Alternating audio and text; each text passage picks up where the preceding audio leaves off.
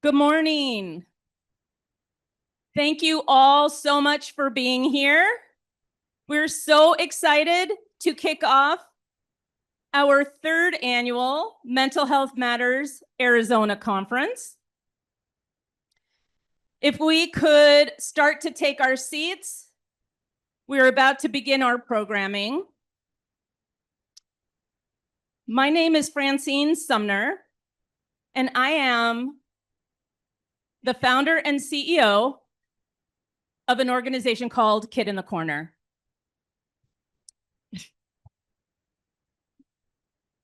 Woo!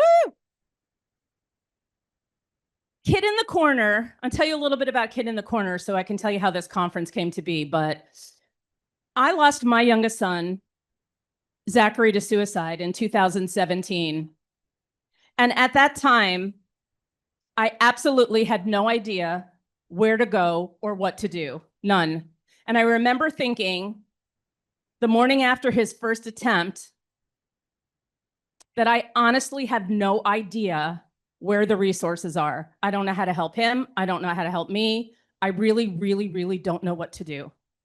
And it was terrifying. And I feel like we chased the tail of that stigma until we ultimately wind up losing him because we never did find the right resources. When Kid in the Corner was born, we decided that we had 3 pillars that we needed to achieve in order to shatter stigma. One was to educate and spread awareness, and we do that.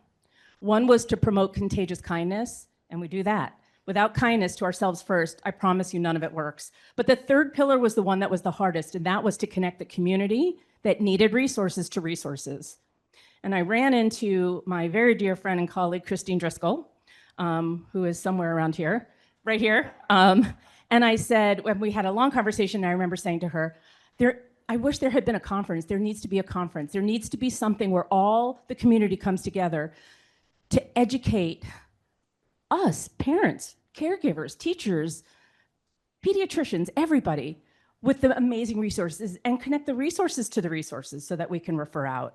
And now here we are 3 years later. And so this conference, I want to tell you, is put on by this mental health community. Everybody here has contributed, that has a table here, has contributed to this conference so that it's free for you. We're volunteers, right? We are here to support you, to make sure that you know where to go and what to do, to make sure that your questions are answered. I think it's so important, and I really appreciate you taking the time to be here, to learn, and to be able to go back now with some informed ideas on how to help youth, and you can go out and educate the rest of the community as well. I want to thank our coalition. I forgot my notes today, so I'm speaking from the heart. Christine Driscoll, Jessica Felt, can you guys raise your hands? And Dr. Stacy Krause, Carrie Hall, Amanda Stamps, Christine Hahn McDonald, Lauren Laspisa, Johnny Gillia, Matthew Moody, and Mariah Heil. We are all here to put this together. It's a volunteer committee. And then, of course, all of our sponsors who have all contributed to be here. So with that, and I want to thank all the government that's here. We have legislators and we have senators here who are also here as a testament to how important mental health is, certainly youth mental health. So with that, I'm going to turn it over to Matthew Moody, my very, very dear friend and colleague, the president of the Board of Mental Health America of Arizona, who will be emceeing our program this morning. Thank you, Francine. It's a pretty stellar intro. I don't think I could do better, so thank you for that. I got a new suit just for this event, so hopefully this looks like it fits. So I'll be your MC, which I just realized means Master of Ceremonies. I don't know why I hadn't ever thought about that before, but I just realized that. As she said, I'm the president of the Board of Mental Health America of Arizona. We are a part of the coalition that helped start and create this, and we're really happy to support it. It fits right in the mission of Mental Health America of Arizona, which is to spread awareness, provide education, and do advocacy for people that have mental health conditions. So that's how I got into this. Just a couple of things to keep track of. What today is going to look like, the majority of it is in this room. So in between sessions and so forth, you can stay in this room. Make sure you see all the exhibitors. They have sponsored this event and they're incredible. And then you can find some resources that might be able to help you or family or friends later. The schedule of today, what it looks like is, actually, let me start with this. If you see anyone, if you could raise your hand, wearing this blue shirt, these blue shirts, they're volunteers and they're here to help. So just if you have a question, ask them. Also, if you just want to come ask me, I'm wearing a blue suit, so you should be able to find me. Happy to answer the questions. There is going to be a couple of sessions here, and then what we're going to do is go into breakout. So if you saw the breakouts on the schedule earlier, or if you see them today while you're here, we are going to exit this building, and we're going to go down to your right if you're looking at me. And then you'll take a little left there. But there will be people posted along the way, and there will be people to help you once you get in the building to get up to the room that you want. So just figure out which room you want and then start walking that direction once you've decided that. And I'm trying to think. I think that's most of the housekeeping. I would normally say if there's any questions, but there's too many people here for that right now. But ask us if you have questions. Okay, so the first thing that we're going to start off with is our youth panel. And I think that this is something that we started doing a couple years ago, and I think it was Francine's influence. Yes. Okay, I was just informed there's lots of breakfast left. For those of you that aren't joining us virtually, please feel free. It's in that kitchen right there, and we got it all set up for you. We started doing a lot of work with youth, and Francine really inspired a lot of that. And then one of the things that we did was we did a movie screening for a movie. I believe it's called Not Alone. So Francine, I can't see you, but nod if that's correct. And what we did is we did a youth panel after it, and it was a movie about teen suicide, and the whole movie is made by teens and produced by teens and written by teens, all that kind of stuff. What we found was we did this panel afterwards, and we all talk about youth mental health a lot, but we're thinking about it from our adult side. Like, we're thinking of it when it was, for me, a long time ago, 20 years, something years ago when I was that age. And if you really want to hear what's going on, we are going to talk to the people that are actually experiencing it. The other thing is that the world's changing so fast that it's not the same world that it was when we were growing up. So I am going to bring up incredible woman named Corin Hudson.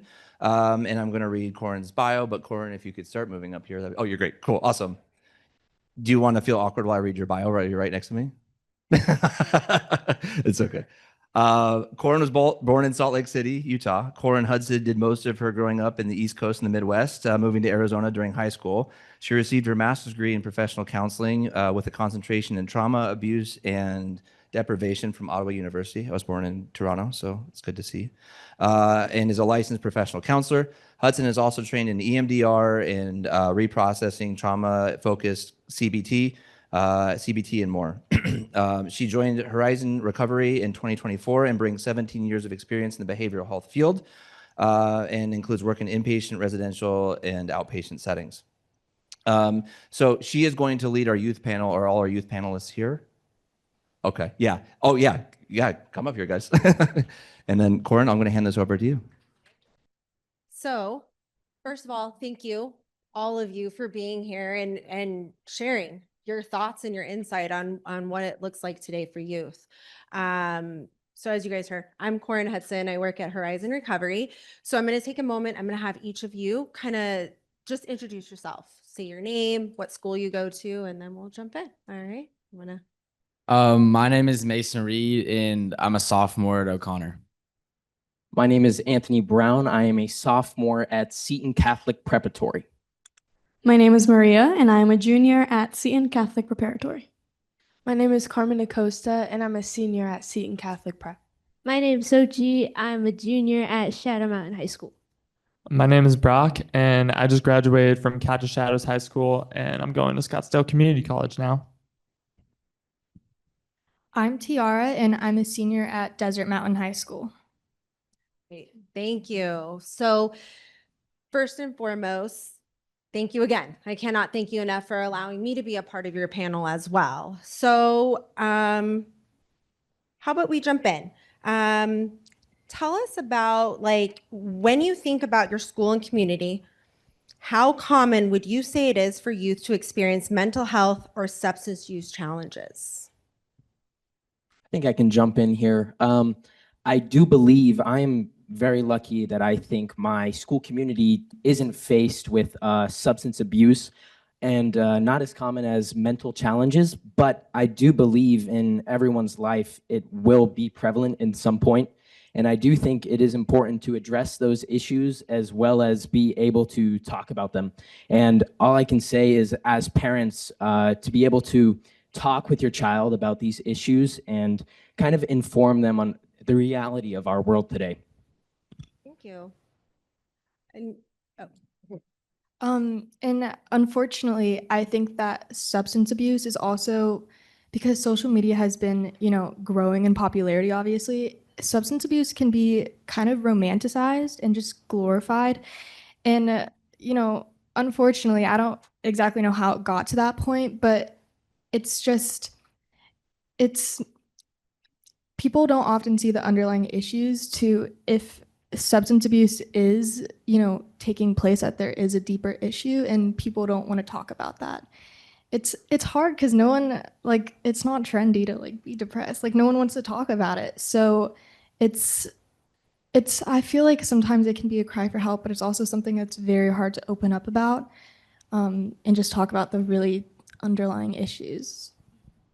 thank you. I think that's such an important fact for everyone to hear, that it's a symptom. It's something somebody's using for something underneath it, right? And making sure that we're looking at what's underneath the substance use versus just the substance use. So that is such a big point. Thank you, by the way. That's great insight from both of you.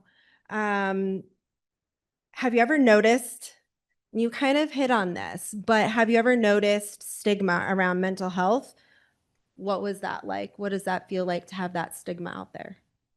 Go for it. I think a big stigma with mental health is that, especially like being surrounded by like fellow classmates going to school, is that mental health only affects a certain group of people when it affects all of us.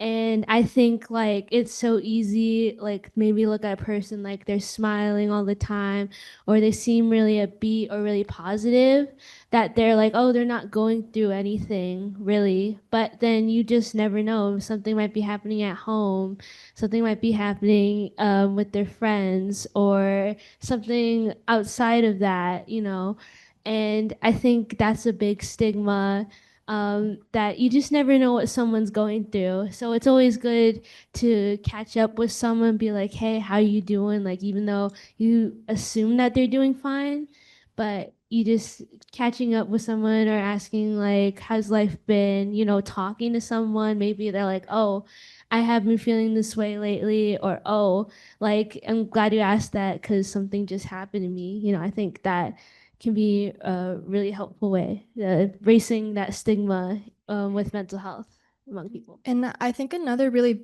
big part of it is misinformation, because I think a lot of kids kind of confuse the feeling of anxiousness with anxiety. And at one point, it can become a very big difference. And if you keep confusing that anxiety with anxiousness, I think you really can't get the help that you need. And it's kind of learning more about yourself when you realize how to differentiate between, emotions and like a psychological disorder.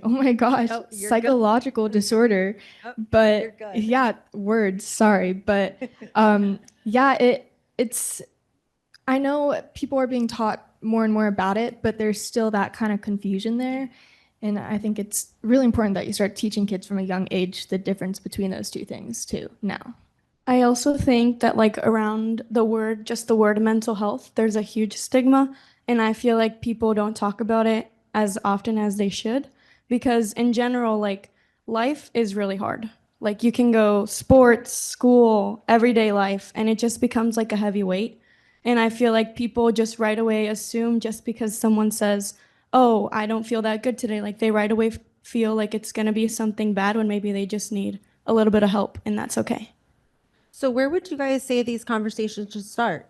Where should these conversations about mental health, what would be helpful for you, like the youth, to have these conversations to start with? I feel like just being more honest, just when it comes to just being social with our peers. Because I remember being ever since I've been associated with Kin Corner, I've realized like And, I feel like it's very true from experience too that, kids, I mean, adults, like, their hearts are in the right place and wanting to like help their children and wanting to connect and just to try and help them with their mental health problems. But the thing is, like, it's just two different generations. And so it can be difficult to do that. And so that's why it's just so important. And it's really more impactful when students have, people their age who can connect with them in their mental health struggles. And yeah, just like the stigma around it, like, no one wanting to talk about it and like people just wanting to hide it because they feel ashamed of it is like something that we just got to break down. We just got to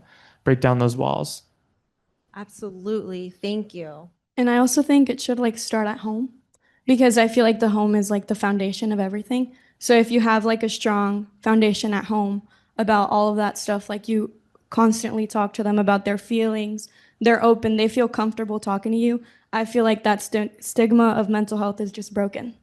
Absolutely. So creating kind of that safe foundation to start with the parents at home and then carrying on into the school. I love that. Thank you. Have any of you faced a mental health challenge, and what helped?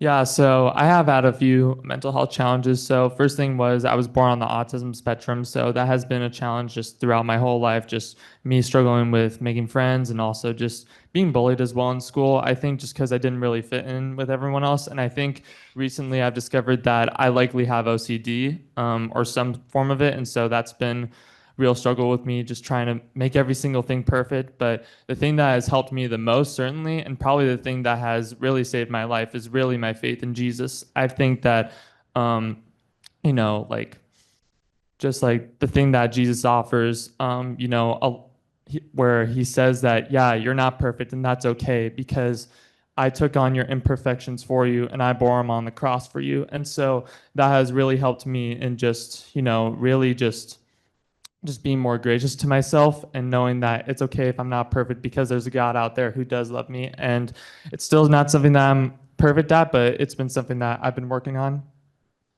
Thank you. So thank you.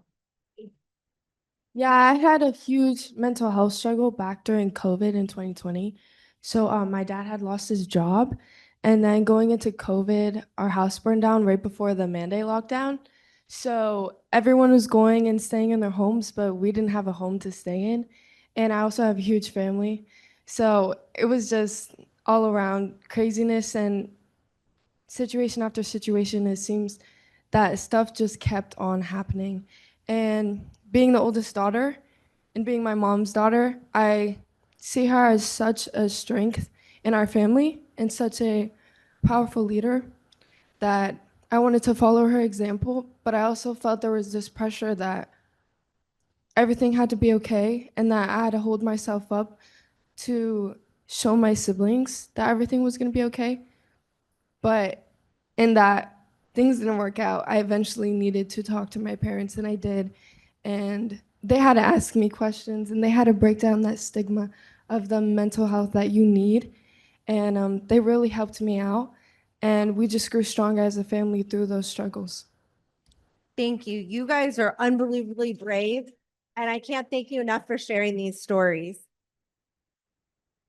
So my 8th grade year, I was diagnosed with generalized anxiety disorder, and then my sophomore year of high school, depression. And I know you hear it a lot, and it kind of gets to the point where it's like, okay, I get it, but talking helps a lot. And I'm not a very social person either, so it didn't really appeal to me. But I think that our brains try to kind of like dramatize everything and make you feel like, the world is ending and, you can't do anything. You're never going to achieve anything. But when you talk out loud and kind of express these concerns, it can kind of make you realize how, just unrational your brain was being, and that, it's not that way if you don't believe it. It's just your brain and it's trying to scare you, and that's okay.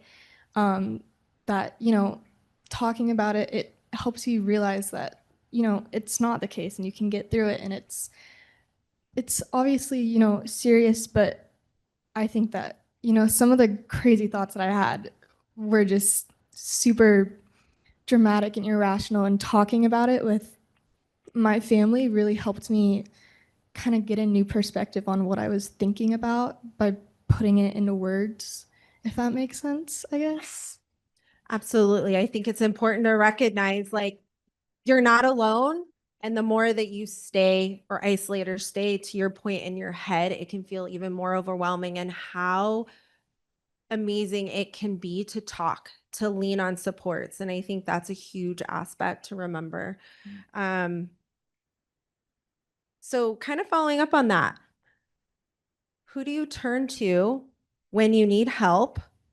And what qualities does that person have? I turn to quite a few people. I'm very lucky to have a lot of support in my life. And I think basically going around, like my mom is definitely one of my biggest supports.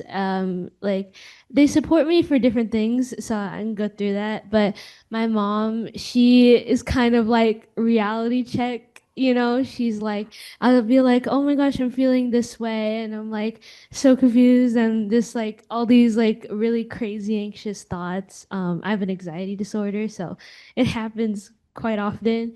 And then she just like, okay, slow down, and just brings me back to earth, because I'm like all up in the clouds, just like thinking about what I have to do this week or all these crazy thoughts I have in my head. And then also my dad, he's over there, and he helps me a lot. Like, he always knows the right thing to say.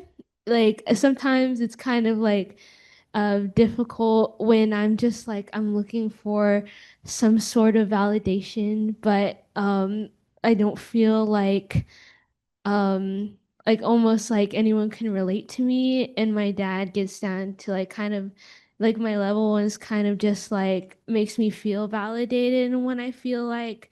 And then my grandma and nana, they always have been there to support me. Like they're very clear, like if you have something you really want to do, then just go and do it. And I need to talk more about my mental health stuff with them, because now that I think about it, I don't think they know that much. But I know that there are people in my life that I can really depend on, and I think that we that coming from such a great family that supports me, it's so important to also remember that you can use those strengths to help support others. Like if you know someone in your life, like a like family member, a friend, and they don't have as much support, then I think it's so important to help support each other, because I also have a friend who isn't as lucky as me, whose parents don't understand him, like who don't really listen to him too much. And so I kind of not only like took him upon myself, but like I made sure that if he ever wanted to talk, that was a person that was there for him. And also, wait, my therapist too. She's here too. I'm sorry, I forgot to mention that. She helped me build a lot of those tools and become more comfortable. And without her, I probably without her, I wouldn't be speaking here, because I would be too nervous. I'd be too anxious. And it's just, I really feel lucky to have this support. And I feel like it's my duty to also give support to others who don't really have that person in their life. Thank you. Okay if I jump in? Absolutely. I'm very blessed to have one of my best friends, Ava Pongratz. Now, she has the qualities of a leader. And one of the things that she says all the time when I'm ranting to her about whatever delusion I come up with, it's, do you want to be helped, heard, or hugged? And I think that that is so powerful. Just kind of understanding what you want from someone when talking to them. You know, do you just want to let all your thoughts out? Do you want to just be comforted, or do you want advice on where you want to go next? And I think having someone like that in your life is very important. So I encourage you, if you don't have someone like that, try to find someone that, you know, you would be comfortable talking to about anything. Like, oh my gosh, this just happened, we might need to blow up a car. Okay. But all the time, they're your best friend, always there for you. So I would encourage you to find that person. And kind of going off of that, sometimes there's not that person, because For me, you know, it's my first time living, and it's my mom's first time living, and it's my dad's first time living. It's all of our first times living, so they didn't really know how to help me. And, you know, that's okay because we kind of learned together. And, you know, it's not always perfect, and you don't always have that, you know, rock that's there like the minute that you need them. Because my parents had never had to they've never been confronted with this kind of thing before. And just all of us learning together and kind of like taking a minute to figure out how to support one another was, you know, it wasn't immediate because it was everyone's first time. So it definitely, though, it strengthened our relationship. So if you don't know how to be that rock for someone, it's okay because it's everyone's, well, I guess unless you're like a trained professional, it's most people's first time. So, you know, just kind of learning how to be that for someone else is very, very meaningful.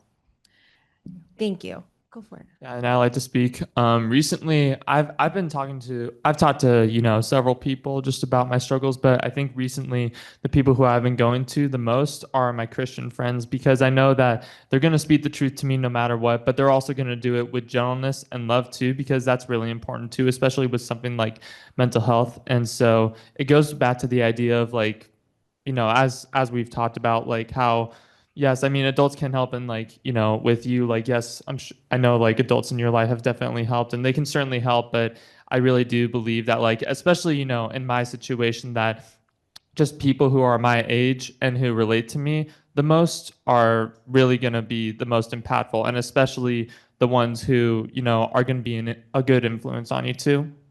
Thank you.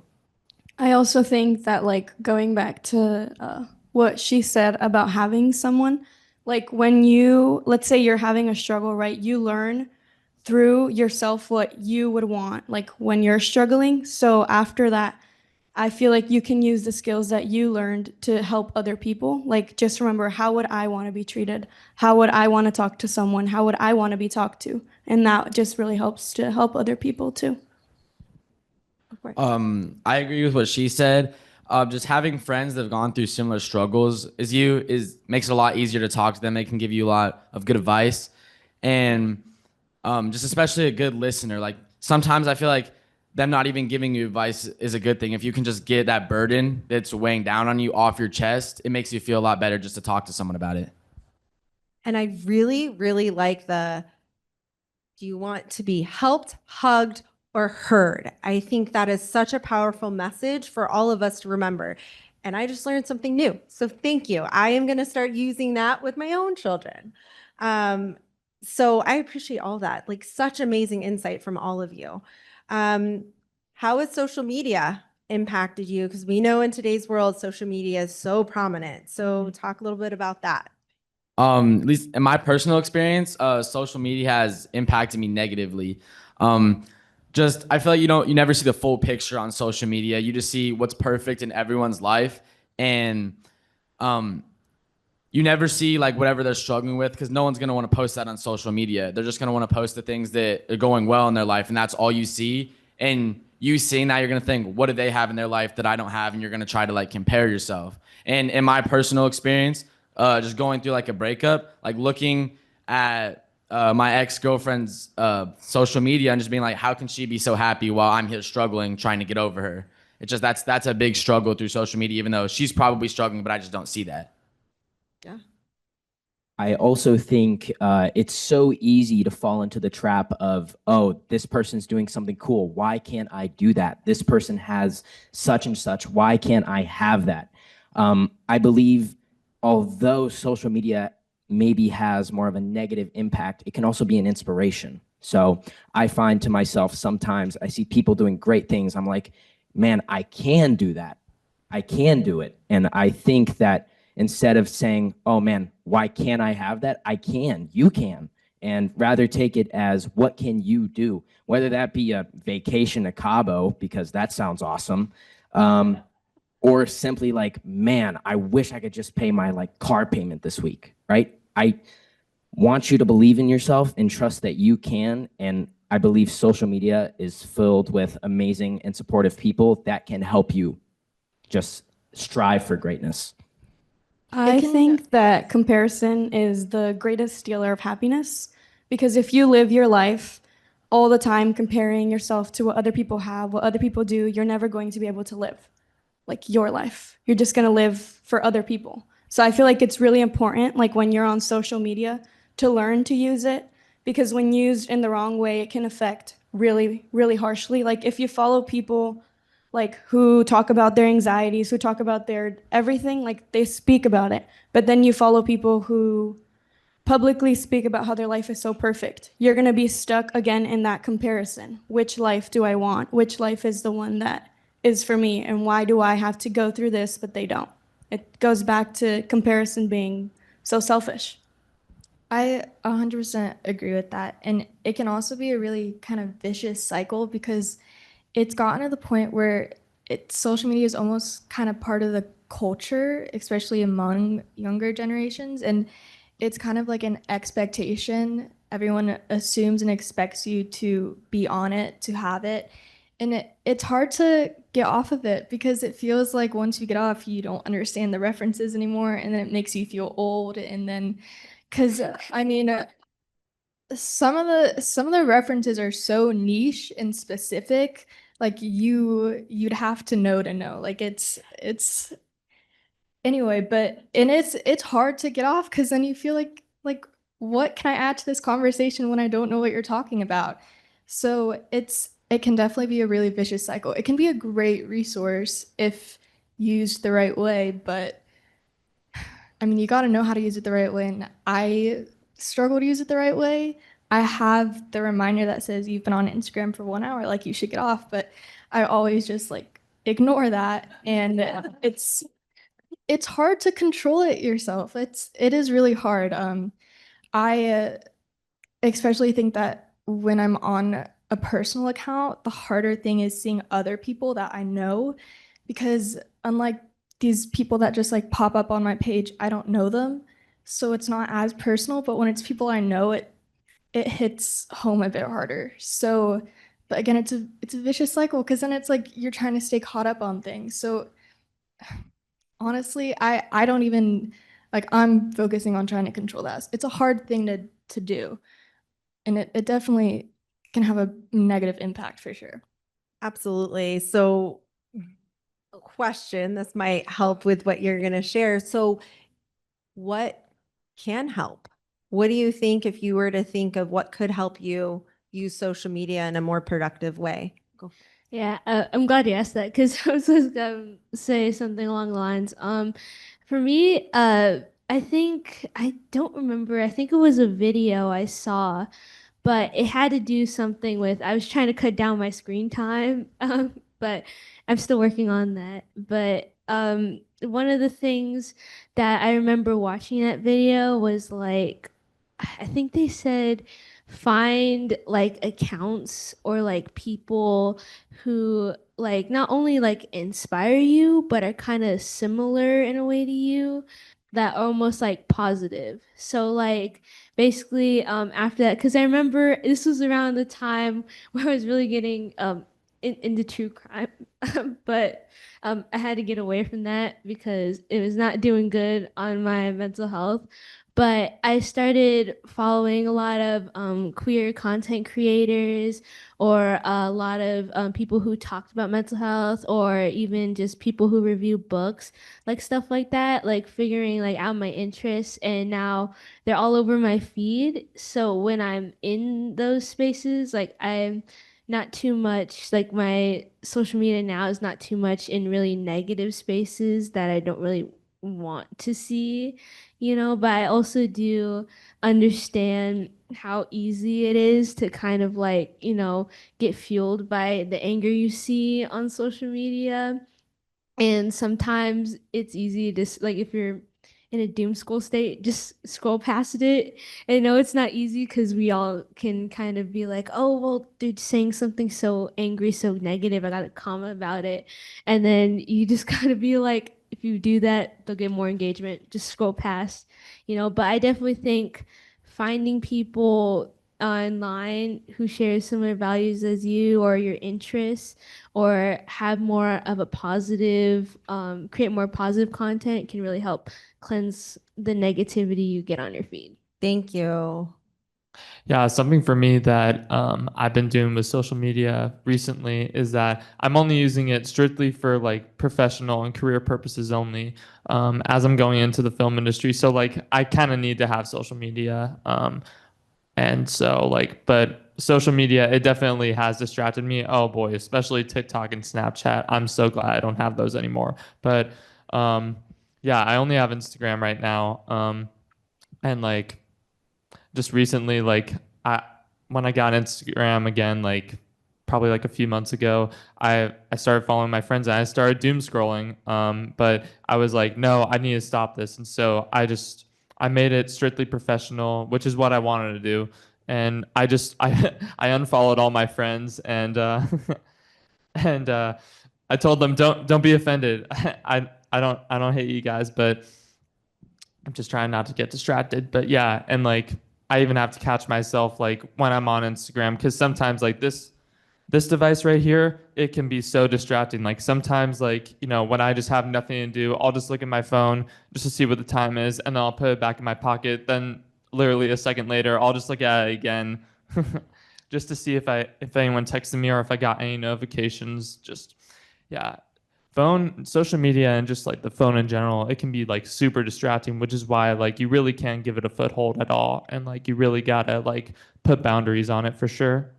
All right, thank you. So 2 last questions, and we'll kind of go through kind of quick responses as we're getting ready to wrap up. You guys have been amazing, by the way. Thank you. So if you could give one piece of advice to adults about how to help teens with their mental health, what would each of you say would be one piece of advice you would tell? Give me a second. Yep. Go for I it. would say talking to your kids. I think people's lives are very busy between dropping off kids, having dinner, making dinner. Just people are so busy. Just I'm very blessed that at the dinner table we have a no phone policy, and I can sit down and talk with my parents. I think every family should have that, just to instill the time to talk to your kid. And I think really understanding and being able to talk to your kid about what's new, what's happening, you can really pick up on those behaviors of, hey, something's different, something changed, you know, are you okay? What's going on? So I think just taking some time out of your day, whether it be 5 minutes in the car from when you pick them up from school, just saying, hey, how was school today? What's going on? Talk to me, can really change. It can really make a difference. Thank you. You want I think one thing that'll help is just not bottling up all your feelings and kind of just letting it out. Because I feel like something that's super unhealthy is bottling it up and then just eventually letting out in anger or sadness, and that's just something that you don't want at all. And ways to help that are just to like talk to other people, just get it off your chest, and maybe just like to be heard, just get your problems off your chest instead of bottling it all up. And because you don't want to let it out in anger, that's how you get other people mad at you, because they're not going to know what you're struggling about if you don't tell them. So Thank you. I also think breaking the stigma early on. So like talking to them from an early age, like, how are you feeling? Like all those questions that you would ask yourself regularly, ask them, so that they're not like, oh my gosh, mental health, I can't talk about it. It's something they can talk about regularly. I believe that creating a safe space is one of the most important things that adults can do. Even though kids won't want to come up to you right away and tell you all of the problems at once or go really deep, and it can be really frustrating. But creating that safe space for whenever they need it, because kids are like on a different time. Like they're not working the same way that you guys are. You guys' brains are literally developed more. So we're trying. But just, yeah, creating that safe space for people to come to you and you being there with open arms is very important. Yeah, really off what you said, the safe space part is really, really like important, because not only like I know there's a few times where I was like super nervous to talk about something, but just like knowing that my parents say things here and there, like, if you need to talk to me, just talk to me, you know, and it's sometimes it can be hard because then not only like parents, but they might not having the best time either, and they probably don't want to talk about it at that moment.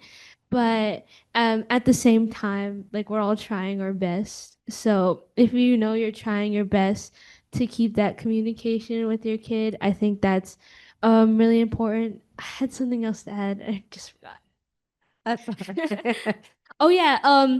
So when a kid wants to talk to you, I think going in like judgment free, because I know I've said a lot of stuff where it's like, whoa, like where, like what, like because anxious thoughts, but going in judgment free, just letting them know that what they're saying, like, it might not all make sense, but they just kind of need to let it out, you know, instead of judging them immediately, like, oh, like, who's making you feel this way? Why are you feeling this way?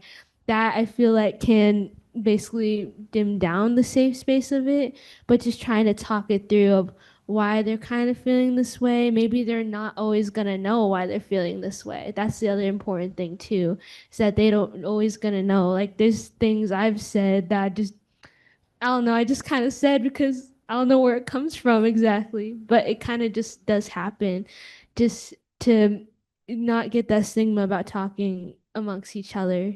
Yeah. Thank you.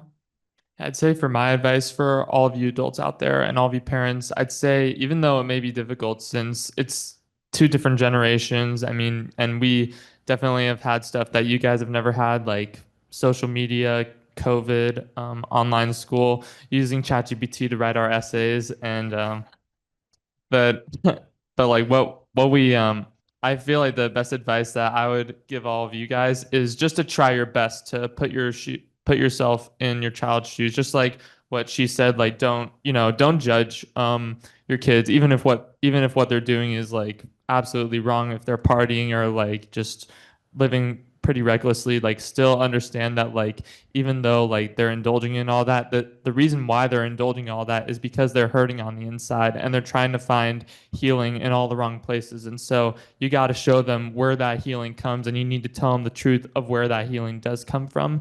And, do it with, gentleness and respect, because that's super important too. And everything must be done out of love, for sure. Yeah, I'd say be able to kind of get down to your kids' level, because something that they might see as, a big deal, you may not feel the same way. But if you kind of invalidate what your kid is feeling, then it's just going to make it a whole lot worse. And I mean, you guys are going to think differently, and, just something that may seem irrational to you, if you really want to help your kid, just don't make it feel like to your kid that you feel like it's very irrational. Just get down, just don't invalidate their feelings, because as crazy as they can seem sometimes, they're valid to your kid. And, it means a lot if you can understand that. So Thank you. So a big takeaway is the listen, support, validate, and non-judgmental to create that safe space. Thank you, all of you, very much for sharing. All right. Yeah, huge round of applause, please. It takes a lot of courage to get up and talk about mental health, and for these folks to do it at their age is incredible. Thank you guys so much. And one of the things that I like to tell people is it takes 10,000 hours for you to become an expert in something, right? The thing that we're an expert about when we were kids is gone. The society has changed, the environment has changed, and so you really want to hear it from them, because they're an expert in their world and we are not anymore. It's changed so much. Okay, so we're going to move over to our keynote, and our keynote is Dr. Mark Anderson. And Dr. Mark, if you could stand up here for just 1 second. So I'm pleased to introduce Dr. Mark Anderson. He is a husband and father of 3, one of whom struggles with anxiety and ADHD. He recognizes how the mental health of the child can impact and be impacted by family dynamics and relationships.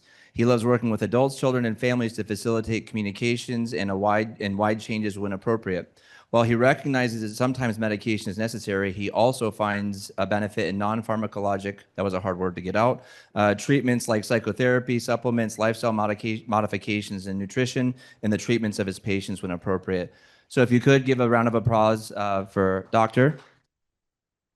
Hello, everybody. Good morning. Thank you for being here. I really appreciate the opportunity to come talk. And I just want to take a second and thank those awesome young people for getting up and talking. It definitely gives me a lot of hope for the future to see those kinds of conversations happening. And as a child psychiatrist, it really makes me feel really good to see that. So I just can't say enough about how awesome it was to watch them get up in here and talk about that.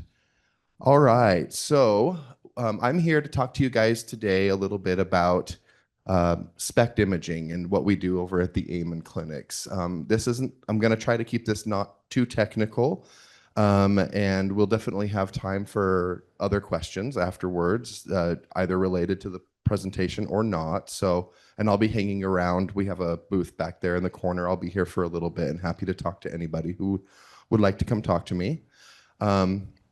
But we're going to talk a little bit about kind of a new way to approach mental health care and psychiatry in general using a form of brain imaging called SPECT imaging, which is a way we can actually look at what the brain is doing, not just what it looks like. And the way I like to think of this, or my little subtitle to this PowerPoint, is to find the answers, we need only look, right?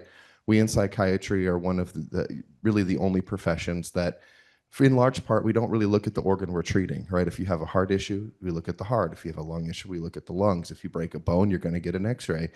But technology has not afforded us the ability to really look at the brain in a functional way until very recently, as far as medical history is concerned.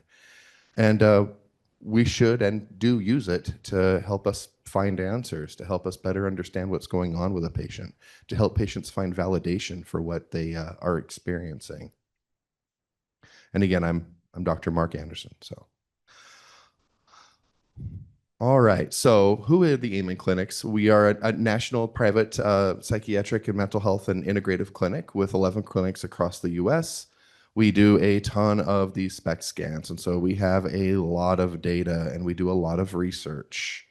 We've been in business we're just celebrated our 35th year, and we've been doing research for over 30 years.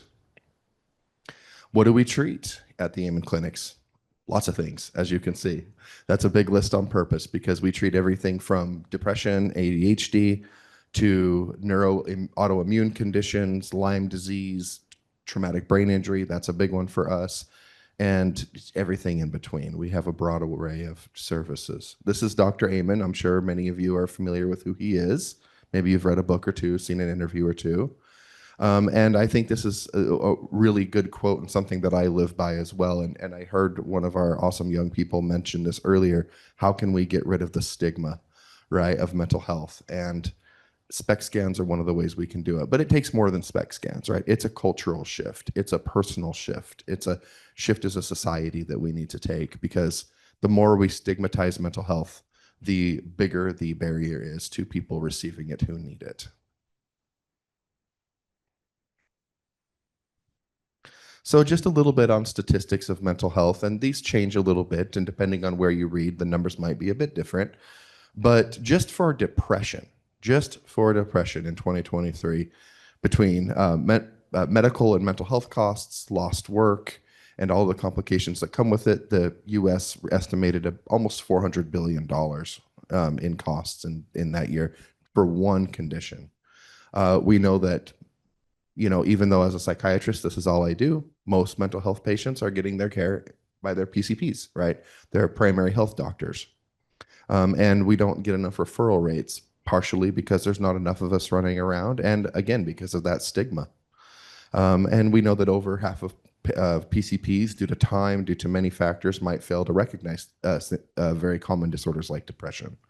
And depression, I talk about depression in this slide because it is probably the most costly and one of the most common conditions, but they suggest, and they think that by 2030, it's going to rival cardiovascular disease, so heart disease, which is the #1 killer, in the United States still, in cost and burden. So it's a big deal. Mental health is a big deal. And again, this is one condition. So again, as a society, by using objective data like our SPECT scans, because of course we spend a lot of time in the subjective world in mental health, we can decrease shame and guilt, right? We may struggle. A lot of us do. I think all of us do from time to time. It's part of the human experience, right? But about 1 in 4 adults will struggle with a diagnosable mental health condition each year. That's a big number. 75% of all mental health issues are going to happen before the age of 25. And we see a huge spike in adolescence for a number of reasons: society, peer pressure, relationships. Let's not forget about the H word, hormones, and all of those things. These are all reasons why we see these huge jumps in mental health conditions, particularly things like depression and anxiety in the teenage years. And so our teenagers, they really do have a very special struggle, and that is why it is really important for us to really take what they said seriously when they were up here talking. About 80% of children, and this is of course where I come in as a child psychiatrist. I see adults too, but kids are my passion. Kids are what I really enjoy and what I specialize in. Their struggles will go missed, and they will receive no treatment. And there's a number of reasons why that is, but a big one, of course, can be stigma. So, as the title is suggested, right, trying to change that paradigm in mental illness. What if we could change it from mental health conditions, which kind of sounds subjective, maybe even a little bit judgmental, has a little sting to it? What if we could change that to a brain condition, right? Because just like a stroke, just like migraines, just like any other disorder that affects the brain, psychiatric conditions like depression, ADHD, anxiety are brain disorders. They're generally functional disorders of the brain, so the structure looks fine. It's what's going on in there that's off in most cases, but they are still very legitimate neurologic disorders. And if we can view them as such, all of a sudden it doesn't seem like such a big deal to go get help, because if we have migraines, we'll go to the doctor. Why won't we go to the doctor for depression? And, what is our brain involved with? Well, it doesn't take a doctor to know that our brain's pretty important. And it in everything, right? How we think, we feel, we act, we interact with people, our judgment, our emotions, our character, our personality, everything that makes us us lives in this little lump of flesh up here. And while everybody's brain generally will look the same, just like everyone's heart will generally look the same anatomically, no two brains are alike. They're like fingerprints, they're like snowflakes, right? And that's how complex they are. There's over 8 billion people in the world, and there have been a lot more that have since passed, and there's never been an identical brain, and there never will be. They're important things. And so how can we get to a place where we might have a balanced brain, right? We talk about these brain disorders and we want to change the paradigm. So let's say somebody comes in and they need some help with this. Well, of course, we know that there's medications, and that's where a lot of the resistance and a lot of the things come in. People are scared of medications. They failed medications. They've had side effects, on and on and on. They're still very valuable tools, but as this slide will show you, there's a lot of other things that we can do, that we should be doing as psychiatrists to help our patients find that pathway to healing. And those can include things like nutrition. Lo and behold, if you eat well, you feel better. Shocking. Sleep. If you sleep well, you feel better. In fact, research is very clear that of everything you can do from a lifestyle perspective, diet, exercise, taking your supplements, the one thing that will make the biggest difference for you as far as decreasing risk of chronic diseases, increasing longevity, and improving quality of life is getting good sleep. And the research on that's very clear and very powerful. So this sleep when you're dead mentality, you will, and you'll die sooner. So get a good night's sleep. You'll have more dead time to sleep if you don't sleep. We want to focus on relationships. We want to focus on gut health, serotonin, that feel-good neurotransmitter that we use Paxil and Zoloft and all these meds for. Most of it's made in our gut. So if our bacteria in our gut are out of whack because of diet, because of stress, because of X, Y, and Z, well, then we may not make enough serotonin and we may struggle with anxiety and depression. Meds could help, but so could a probiotic, so could diet changes, right? And many other things. I do, as a psychiatrist, I never thought I was going to do hormone replacement therapy, but I do a lot of it because hormones are really impactful on the brain. And if we don't address hormones, we are not doing justice for our patients. So, thinking about brain SPECT, kind of getting into the meat of it a little bit more, right? How can this kind of change the discussion around mental health?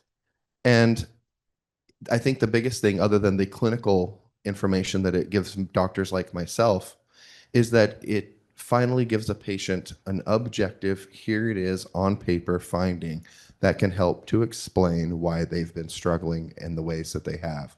And that validation is really empowering. I have patients cry all the time when they see their scans because they finally have an answer, right? They finally feel like, hey, this is real, I can see it. And that's really powerful. Powerful for the families too. So what kinds of things might we see, right? And these are just some general examples. Again, brains are like fingerprints. No two SPECT scans are ever alike either. But some of the general things that we might see, looking over here on the left with the overactive scan, this is looking at the activity in deeper structures that are involved in things like emotions. If the brain is quote unquote on fire, well, we're going to get a lot of behavioral dysregulation. We're going to get a lot of mood instability. We're going to get a lot of anxiety, insomnia, right? If we can calm that down, we're going to feel better. We might have a lot of underactivity, right? And we see this a lot in things like ADHD in the outer part of our brain. That's the thinking, processing, memory, decision-making part of our brain. If these areas aren't working correctly, we're not going to make good decisions. This is why people with ADHD have much higher rates of things like substance abuse and reckless behaviors and criminal activity because their decision maker's broken. We gotta fill these gaps. We gotta plug these holes. They're not really holes. Again, it's a functional scan, but activity-wise, we gotta clear this up. And so this is just an example of what we might see in the clinic and how this can be used to really help us better understand why the patient's struggling. So what is SPECT imaging? Just kind of in a nutshell. And there's not going to be a quiz after this. You don't need to remember all this information. But basically, it's a nuclear medicine procedure where we inject a little bit of a radioactive nucleotide called technetium that goes to the brain, and it sends out a little bit of radiation, about comparable to a CT scan. So a little bit, but not a ton. And again, paints a picture of what the brain is doing. And unlike, say, functional MRI or some of these other functional scans that we have today that are starting to become more widely available. Oops. Sorry about that. SPECT can actually look at activity over time, right? Because depression doesn't exist instantaneously in a single second. It's a chronic issue. So we want to evaluate it over time. And that is a big advantage to SPECT scans.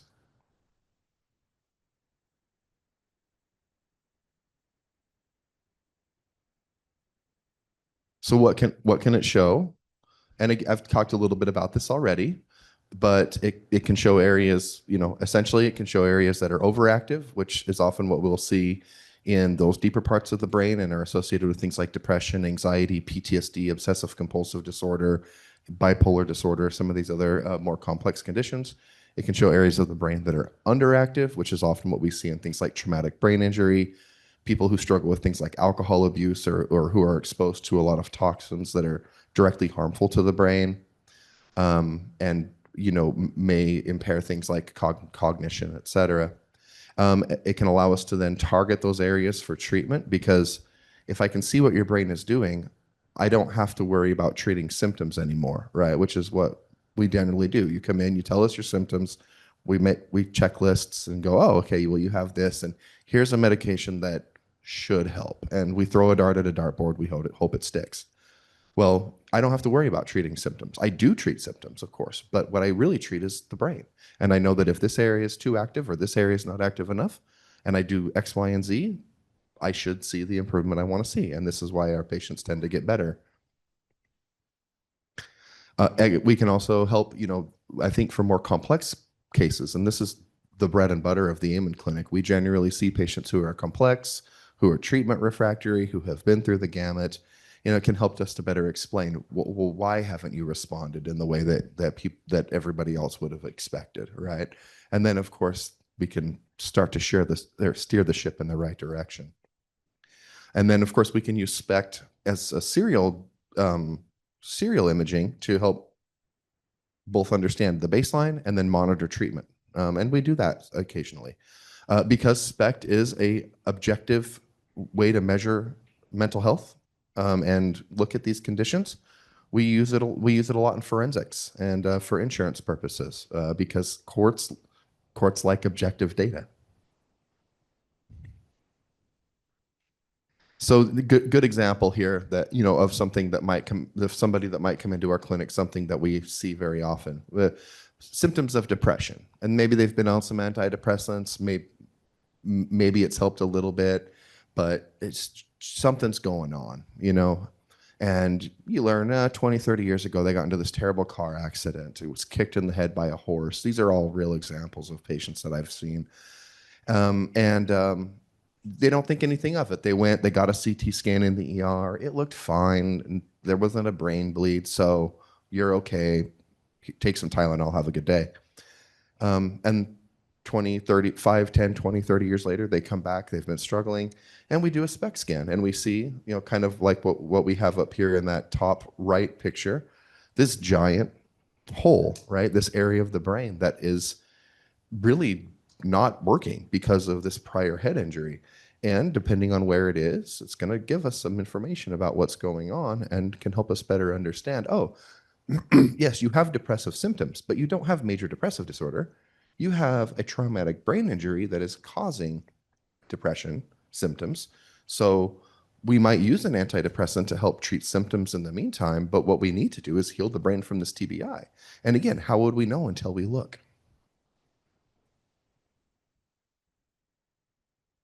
So just a little bit of data on SPECT imaging, because unfortunately, we have had a lot of criticism from mainstream psychiatry, and SPECT imaging is not perfect. We have a long ways to go, but there's a lot of great research out there to show that SPECT imaging is a valid and very useful tool to help us better understand what's going on and guide treatment. There was a Canadian Association of Medicine in their landmark trial. They were one of the first countries to actually adopt it in their guidelines to be used in complex psychiatric and neurologic cases. And we have published many, many, many studies. We have had a lot of studies published in other places, showing that SPECT scans can be useful in diagnosing everything from ADHD to autism to traumatic brain injury and all sorts of other things. So it works, it's real, it does help. Is it perfect? No. Can it show us everything? No. But is it a valid and useful tool? Absolutely. So a recent article that we had published in JAMA. JAMA is the Journal of the American Medical Association. So this is one of the biggest medical journals in the country and even in the world. In April of this year, we did a side-by-side MRI to SPECT comparison, looking at what we call functional biomarkers. And we were able to show that SPECT can reliably show functional biomarkers that are highly correlated with depression. And that's a really big deal because that's been the golden goose in psychiatry forever, is where are the biomarkers? What blood tests can we do? What can we do to actually show a objective piece of information that will help us to lend a diagnosis? And up until this time, we really don't have any. We have things that can suggest things. If you have a thyroid problem and that's causing your depression, we can see your thyroid levels. But for primary psychiatric disorders like major depression, like obsessive compulsive disorder, like schizophrenia, these are things where we don't have these biomarkers, and we're working toward that. And this is a big deal. This is a really big deal. Again, 2021, the Canadian Association of Nuclear Medicine endorses the brain SPECT for imaging in psychiatry and neurology. I see a lot of patients from Canada, and I hear very commonly that they are years and years behind us because of their medical system. A lot of benefits to it, but a lot of downsides as well, per their reports. But they are ahead of us in the fact that they are starting to nationally recognize SPECT as a real thing that can be used in these conditions. And because they recognize it, it gets paid for by, well, they have nationalized medicine, but this is the first step in America to help getting insurance companies to cover it, because right now they don't.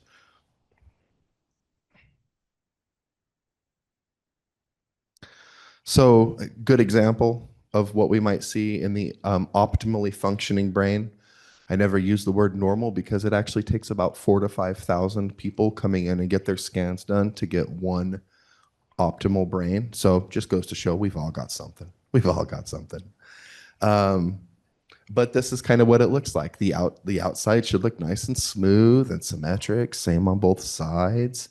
This tells us that the function is on the outer part of the brain is working appropriately. In the inner part of the brain, we should see a lot of activity that's in the back of the brain, and less activity in the front, just as a general rule of thumb. And again, everybody's different. So a patient might come in, say, with obsessive compulsive symptoms. I see this in kids a lot. We get what we call oppositional defiant disorder. I hate that diagnosis, by the way. It's very labeling and judging. But these are, basically oppositional defiant disorders. Yeah, your kid doesn't listen. He's a troublemaker. He's kind of a bad kid, which is just terrible. And what really is going on in either OCD, ODD, we see this a lot in autism, is these certain areas of the brain, like this area that I've pointed out with the arrow that we call the anterior cingulate gyrus, again, no quiz after, is really active. Well, this is our brain's gear shifter, and it gets stuck. And so we have really rigid thought patterns. We get stuck in thoughts. We get stuck in emotional patterns to the point where we may obsess about certain things like germs, and that may cause us to say, wash our hands 60 times a day. This is what we see in obsessive compulsive disorder. But this is also the area of the brain that when you have those kids occasionally, that when you tell them the word no, the N word, and they start freaking out, it's because this area has really latched on to this idea. And then you come along and ruin that for them. And then all of a sudden their anxiety centers, their fight or flight centers, their anger centers get revved up physiologically, and boom, they get this emotional explosion. It's not a choice. It's not a behavior. It's a brain disorder. And we see this. So these kids, when they come into my clinic and I see them, I'm usually able to help them because they are finally to a place where we can see what's going on, and then we can treat it effectively. ODD is something that's really kind of been considered to not be very treatable. Maybe therapy, maybe a med will help, but we really can't help these kids. So hypofrontal, hypo meaning less than, right? Below. This is what we see in ADHD. This area up here in the very front where you see these big gaping holes, this is the prefrontal cortex. This is our decision maker. This is our impulse control guy. This is the area that's responsible for organization and attention and focus and planning, judgment, right? And so if this area is not working well, which is, again, what we see commonly in ADHD, then people, particularly kids, struggle. They struggle in school. They struggle at home. And that can lead to anxiety. That can lead to depression and all sorts of other problems. And again, if we can see it, we can treat it. And it really helps people to see that, oh, that's what's going on. I'm not lazy. I'm not crazy. I'm not stupid. I'm not dumb. I'm suffering from a medical condition. And here it is on paper. So this is what we call scalloping, kind of a homebrew term. I'll give you that. But basically, it's saying that the whole brain is being affected in a negative way. Big cause of this is toxicity, the toxins that we ingest ourselves, like drugs and alcohol. Alcohol is legal, so we don't give it the credit that's due for how bad it is for the brain. It's terrible for the brain. Then we also think about chemicals that we might have to be exposed to. Say at work, you're a mechanic, you spray pesticide for a living, right? This can be potentially problematic. You've had cancer. We all know what chemotherapy does to the body, right? And the brain does not get spared. Anoxia, so that means lack of oxygen. This can happen even at birth. I have seen people in their 20s who are dealing with functional deficits because they had a cord wrapped around their neck when they were born. Nobody gave it any thought until we saw it. Infections, anemia, so don't have enough blood cells. So there's a lot of things that can potentially cause this, but how do we know that it's even going on until we look? Now, the SPECT scans don't necessarily tell us why it's happening, right? That's where we have to put our doctor's hat on, listen to our patient, maybe order some testing and figure that out. But at least we know what's happening so that we can start to take those steps. And as you can imagine, because this is affecting every part of the brain, what symptoms couldn't you have? Brain fog, memory issues, focus issues, irritability, emotional changes, visual problems. Nothing is spared when the entire brain is affected. And that can make diagnosing it just based off of symptoms incredibly difficult. So how do you treat it if you don't even know what's going on? So this is that repeat of that picture we saw. This is what a traumatic brain injury might look like. And, traumatic brain injury can affect any part of the brain. But this would be a really great example of what we call a frontal head injury, which are very common. We tend to live life face first, right? And so people, take knocks to their forehead all the time. This would be a good example of what we might see in a car crash, where that in this case the right side of that head and the steering wheel are intimately associated for a brief second, and take out this big chunk of the brain functionally. And because this is affecting the prefrontal cortex, we're going to get personality changes. We're going to get ADHD symptoms. We're going to get short-term memory problems. We're going to get depression, because there's a lot of depression stuff that goes on here. And again, if you don't know what you're treating, you might just say, oh, you have ADHD. Oh, you have depression. Here's an antidepressant. Here's some Ritalin. And maybe those do help a little bit, but you're not treating the underlying problem.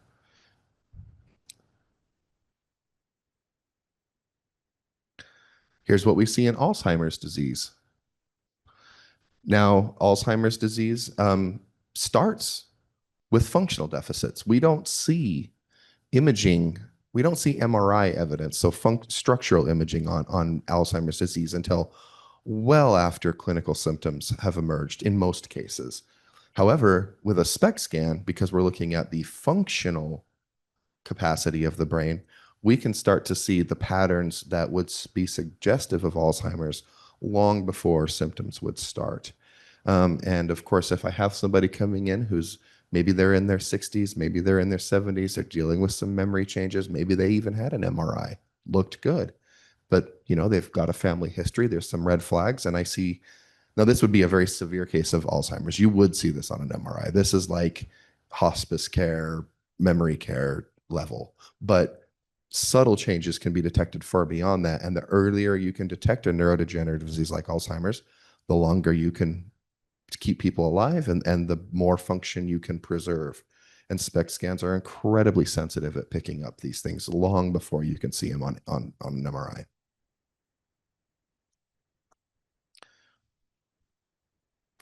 So this is one study that we did. It was a small study, but we wanted to tinker. Well, doctors are tinkerers. We like to experiment. And so we took a person with ADHD, and this is the classic findings. You see a lot of underactivity, again, in that prefrontal cortex. And we would expect the symptoms that they were endorsing. We give them a single dose of a stimulant being like Adderall, Ritalin. In fact, in this particular case, it was generic Adderall, single dose, one dose. And here's the improvement. Here's the after. Most of these areas of underactivity are completely filled in, top and bottom. And so, not that I'm plugging Adderall or I'm saying everybody should take a stimulant, but this is a great example of how, if we know what we're treating, sometimes the answer is very simple and can be incredibly effective.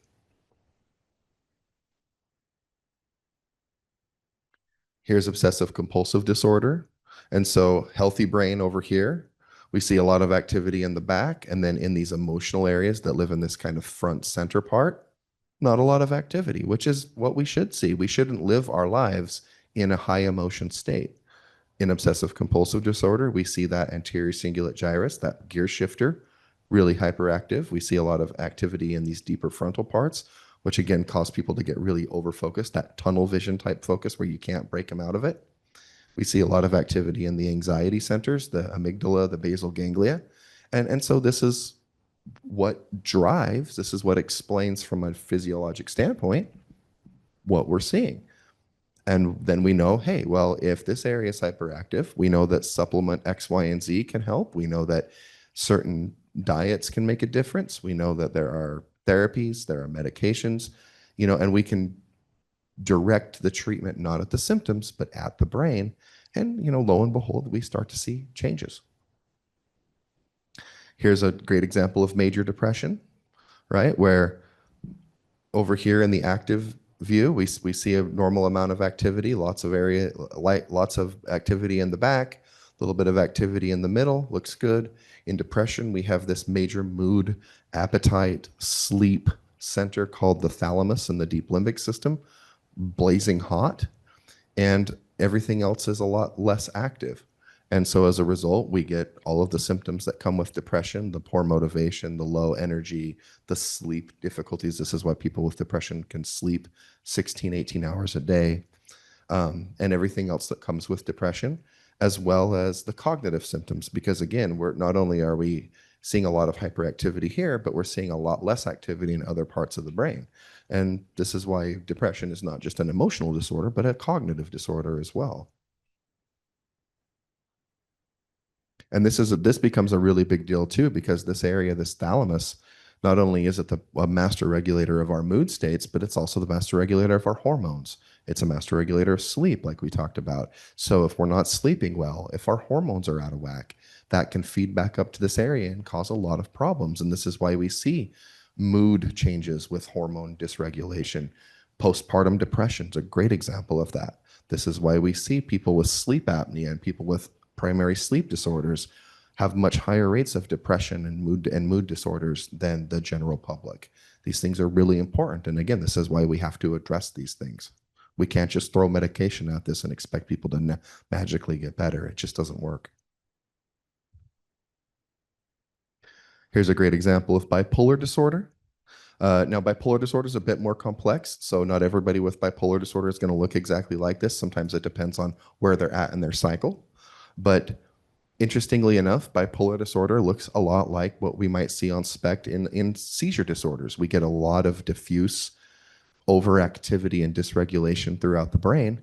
And this is also why one of the classes of medications we use to treat bipolar disorder are anti-seizure meds, are anti-epileptic mood stabilizers. But again, how do you know what's going on if you don't look? So this is a great example, and we see a lot of veterans. We see a lot of veterans and people, military in our clinic, firefighters, police officers, these types of people. And so a classic PTSD, what we're generally going to see, that's post-traumatic stress disorder. We're going to see generally we're going to see the entire kind of limbic area just be lit up, limbic meaning emotional. So every emotional center is just, nothing will light up your emotional centers and break that switch like trauma. Over here, we kind of see a similar thing, but then we also notice that there's a lot more underactivity in that prefrontal cortex, in these temporal areas, in the outer part of our brain, and versus regular PTSD, which is mostly a kind of an internal emotional disorder. And so this really puts people at an incredible disadvantage because they have the anxiety, they have the depression, they have the mood changes, they have all of the emotional things that come with PTSD. But because of maybe prior head injuries, and we see this a lot in our veterans because of things like IED explosions, and everything else that they deal with when they are deployed. Now their cognitive centers aren't working well either. And the last thing you want is somebody with a really hyperactive emotional system and an underactive decision-making system, because this is where people end up doing things like committing suicide, right? Or trying a suicide because they're in a high emotional state. I should stop take a minute, call somebody, areas aren't working properly, and then we get problems. You can also imagine how if the outer part of your brain's not working well and the inner part of your brain's not working well because of something like PTSD and TBI, probably going to be pretty hard to have healthy relationships, to keep a job, right?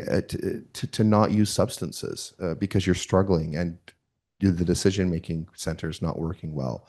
And this is why we see, the terrible things that we see in our veterans and the ways that they struggle. And it's really heartbreaking. So, substance abuse. We have this flyer. We actually have some of these flyers back there that you can take. But this is a great example of some of the findings that we might see with people who have been using various substances.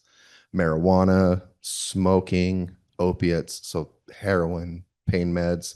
Won't even get into fentanyl because most people who do fentanyl don't live 6 years, unfortunately. Cocaine. Here's alcohol, and you can see that alcohol is actually the worst looking of them. It looks worse than cocaine. Right now it's 10 years, but again, alcohol is really bad for the brain. So, if we want to help our patients feel good, be healthy, live functional lives, of course, if there's a substance use issue, we have to address it. But it's not enough to just address the substance use issue and say, hey, stop using drugs, stop being an alcoholic. Like I heard one of these young people say earlier, if they're out partying, if they're doing these things, there's a reason. They're hurting, right? They're probably using this as a medication because it's one thing that helps them feel better, even for a minute. So in order for us to help them to get better and to recover, we've got to address the underlying issue. And you can imagine that if you have a brain that looks like this, you're not going to be in a good place to make great decisions and to feel good. We've got to get this brain healthier. And then all of a sudden, staying sober becomes a much easier thing to do. This is a great example. I love this slide. So this is a couple that was going through marital therapy, and they had failed it. So this is the wife's brain. They came in together for SPECT scans, and I'm not plugging women over men. It could be the opposite. But this just happened to be this case. So this is the wife's brain. Here's the husband's brain.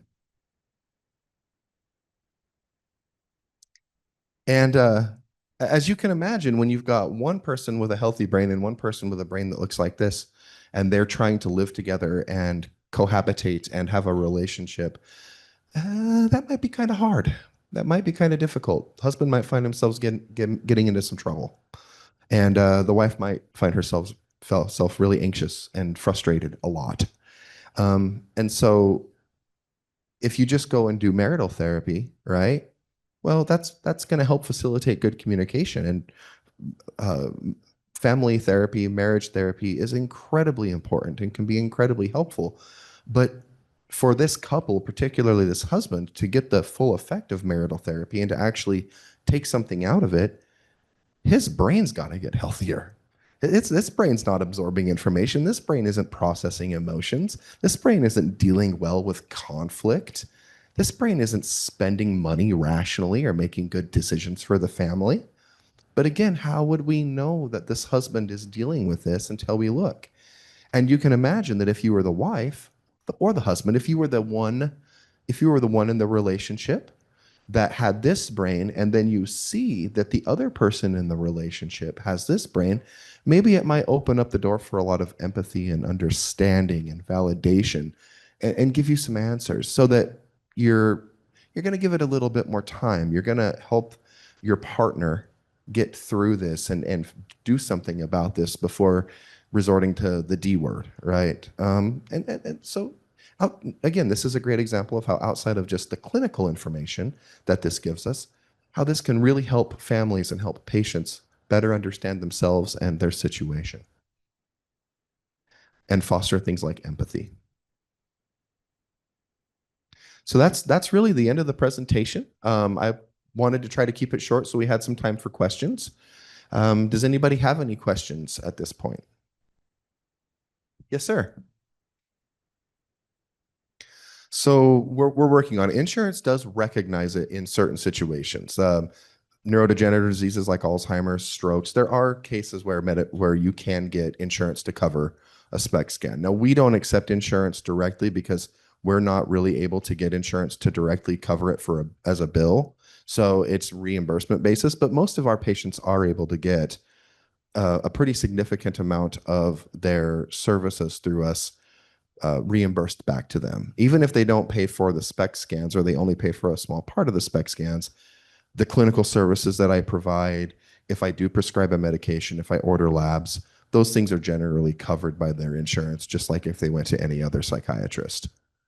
So, a great question. And that's something that we're working on. We would love to accept insurance, and we will when the insurance companies will pay for it.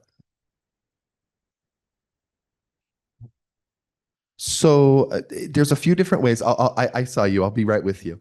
There's a few different ways. Now, if you do the full evaluation, which is 2 SPECT scans in 2 different states, we do what we call a resting and a concentration state. We also do some psychological testing. You sit down with a patient outcome manager and you do a very thorough history. You're going to fill out an obnoxious amount of paperwork. You do all of that, and that's all included in the package as well. Then you're going to sit down with myself or another Amen Clinic psychiatrist, and we're going to spend 2 hours together for the first appointment, talking about things, getting to know each other, obviously going through your SPECT scans. We have radiologists that look at these SPECT scans and produce these reports, and so we're going to go through all that together. Then we're going to come up with an initial treatment plan, and then there are a couple of follow-ups with our patient outcome managers and a follow-up with myself. All of that is included in the initial evaluation package, and I believe right now that's about about 5,000. About 5,000. Now, we do accept care credit. You know, we do have ways that we can help patients through that. And again, we always encourage our patients to submit the super bill to their insurance to get reimbursed. But that's the initial cost. Yes. And then coming to you. Thank you, Dr. Anderson, for this. Absolutely. Yes. I'm curious about how SPECT scans relate to neurofeedback treatment. That's a wonderful question. I talk about this with my patients all the time. So I do recommend neurofeedback. I'm very knowledgeable on it, even though through residency and fellowship training, I didn't even hear the word neurofeedback until I started working with the Amen Clinic. But we know that neurofeedback can be a really effective way to help basically retrain the brain into more optimal ways of functioning. And if that's done correctly and consistently, we can see very real changes in the brain. So if somebody comes in for what we call a ReSPECT scan, we can see a difference, big differences often. And that always correlates to improvement in function. But there's a initial, what we call brain map, the QEEG, that neurofeedback providers will do. And it's essentially the same technology that we use to diagnose seizures. We use EEGs to diagnose seizures. So it maps out the electrical activity of the brain and produces a functional kind of image similar to a SPECT scan, but very different, but that's still functional. And what's amazing is how well the QEEG findings will correlate with the SPECT scan findings. And as we see these QEEG findings improve as they go through the neurofeedback with their neurofeedback providers, we will generally see the same improvements in SPECT scans if we are redoing those. So it correlates very well, actually.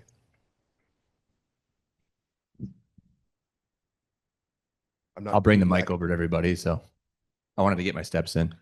Who was first over here? Absolutely.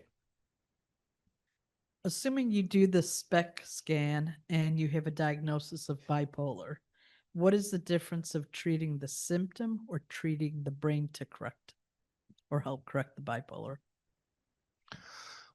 So kind of like what we talked about, right? Certain symptoms can come from lots of different, areas. And we know that as particularly with bipolar disorder, most people with bipolar disorder are going to have to be on medication. And it's a very complex chronic condition. Now, lifestyle, sleep, supplementation, therapy, these can all make a huge difference between somebody thriving and doing well on a little bit of medication versus struggling on more medication. but probably going to need medication of some sort. However, there's a lot of different medications out there that we use for bipolar disorder, right? So even just from a medication standpoint, I can use the SPECT scans to better help me understand if somebody is going to need an anti-epileptic, anti-seizure mood stabilizer, if they're going to need an antipsychotic mood stabilizer, which one? Is there something else going on that might be driving these symptoms, like traumatic brain injury or another underlying factor that's independent of the bipolar that needs to be treated? And so it can really help us better understand, well, where do we start? Now, there may still be bumps in the road, right? And especially with bipolar disorder. But we're generally able to at least get people moving in the right direction with real objective data, right? So. Hello, my name is Sean Lloyd. So I'm fairly new to Northern AZ. However, I specialize in developing programs as well as grant funding, procurement. You right here? Yes. All right. Can y'all hear me back there? All right. So where I'm getting to is basically what I found coming from the inner city, moving out to Northern AZ and more of a rural area. So my tribe is out there, and actually I became the social services director. So my question to you is, due to the resources or the lack thereof in rural communities, can this instrument be used to help better understand what a child is going through in a school, as far as behavioral wise, or how trauma, certain trauma responses are kind of unraveling in the school education setting? Now, the problem with that is what I found is schools are looking for, qualified mental health, specialists to evaluate these children. They don't have the money to do that, nor do they have, the benefits of the insurance, especially with my tribal nation. And so other people in underserved communities as well. So my question to you is, can this be used to develop some sort of a care plan to assist in better placement for children, or adolescents, or even adults that are vulnerable as well, to keep them in that role? Because I'm having to face schools that are booting these families and kids out due to barriers, language barriers, cultural barriers, and mental health barriers. And so can I use this and utilize grant funding or funding from the tribe, funding from a school, to tap into some of this resource as more of an attempt to bridge that gap rather than offer an end-all be-all solution, if that makes sense? That I pass. Absolutely. And we at the Amen Clinic, anytime we have groups or people that come to us, we really try to do everything we can to make sure that our resources are available to as many people as possible. And so, if that's something you're interested in, I would encourage you to reach out to us, and when we can see what we can do to make this as accessible as possible for, for the kiddos and for the families that you're serving. But the answer to your question is yes. I think a great example of that was one in the slide with the oppositional defiant disorder, right? And these are the kids that generally are getting into a lot of trouble. Maybe they're getting booted out of schools. Nobody knows what to do with them. But this can give us that objective data that can really help us understand, well, why are they struggling? What's going on in their brain that's fueling a lot of this? Now, of course, if the family environment at home is tumultuous, if they've dealt with trauma, right, the why it can be much more complex and harder to deal with. But I write letters for schools and do, and order neuropsychological testing and things for kids all the time. But what we have found, or at least what I have found, and talking to other child psychiatrists in the Amen Clinic, is that SPECT scans can be really helpful at then going to, say, the state, the Department of Developmental Disabilities, or these other larger government organizations that can provide resources and say, here it is, like, here's the scans, this is what's going on, here's this psychiatrist, and as a child psychiatrist, I'm one of the couple that are legally able to, say, diagnose autism, right, and some of these other developmental disorders. The buck can stop with me. And if you have this and you have these scans, it's amazing how many people who have failed to qualify for services before coming to us, now all of a sudden we're able to get them those resources. So I would say absolutely we can help. Yeah. It's a complex question, right? And every case is going to be a little bit different, but yes. So I'm curious, you mentioned alcohol is really bad for the brain. So my question is, if the brain has been affected by alcohol and someone decides, they get the therapy, they become sober. So once they have the sobriety, does the brain have any change now that alcohol is not in the body? Oh, absolutely.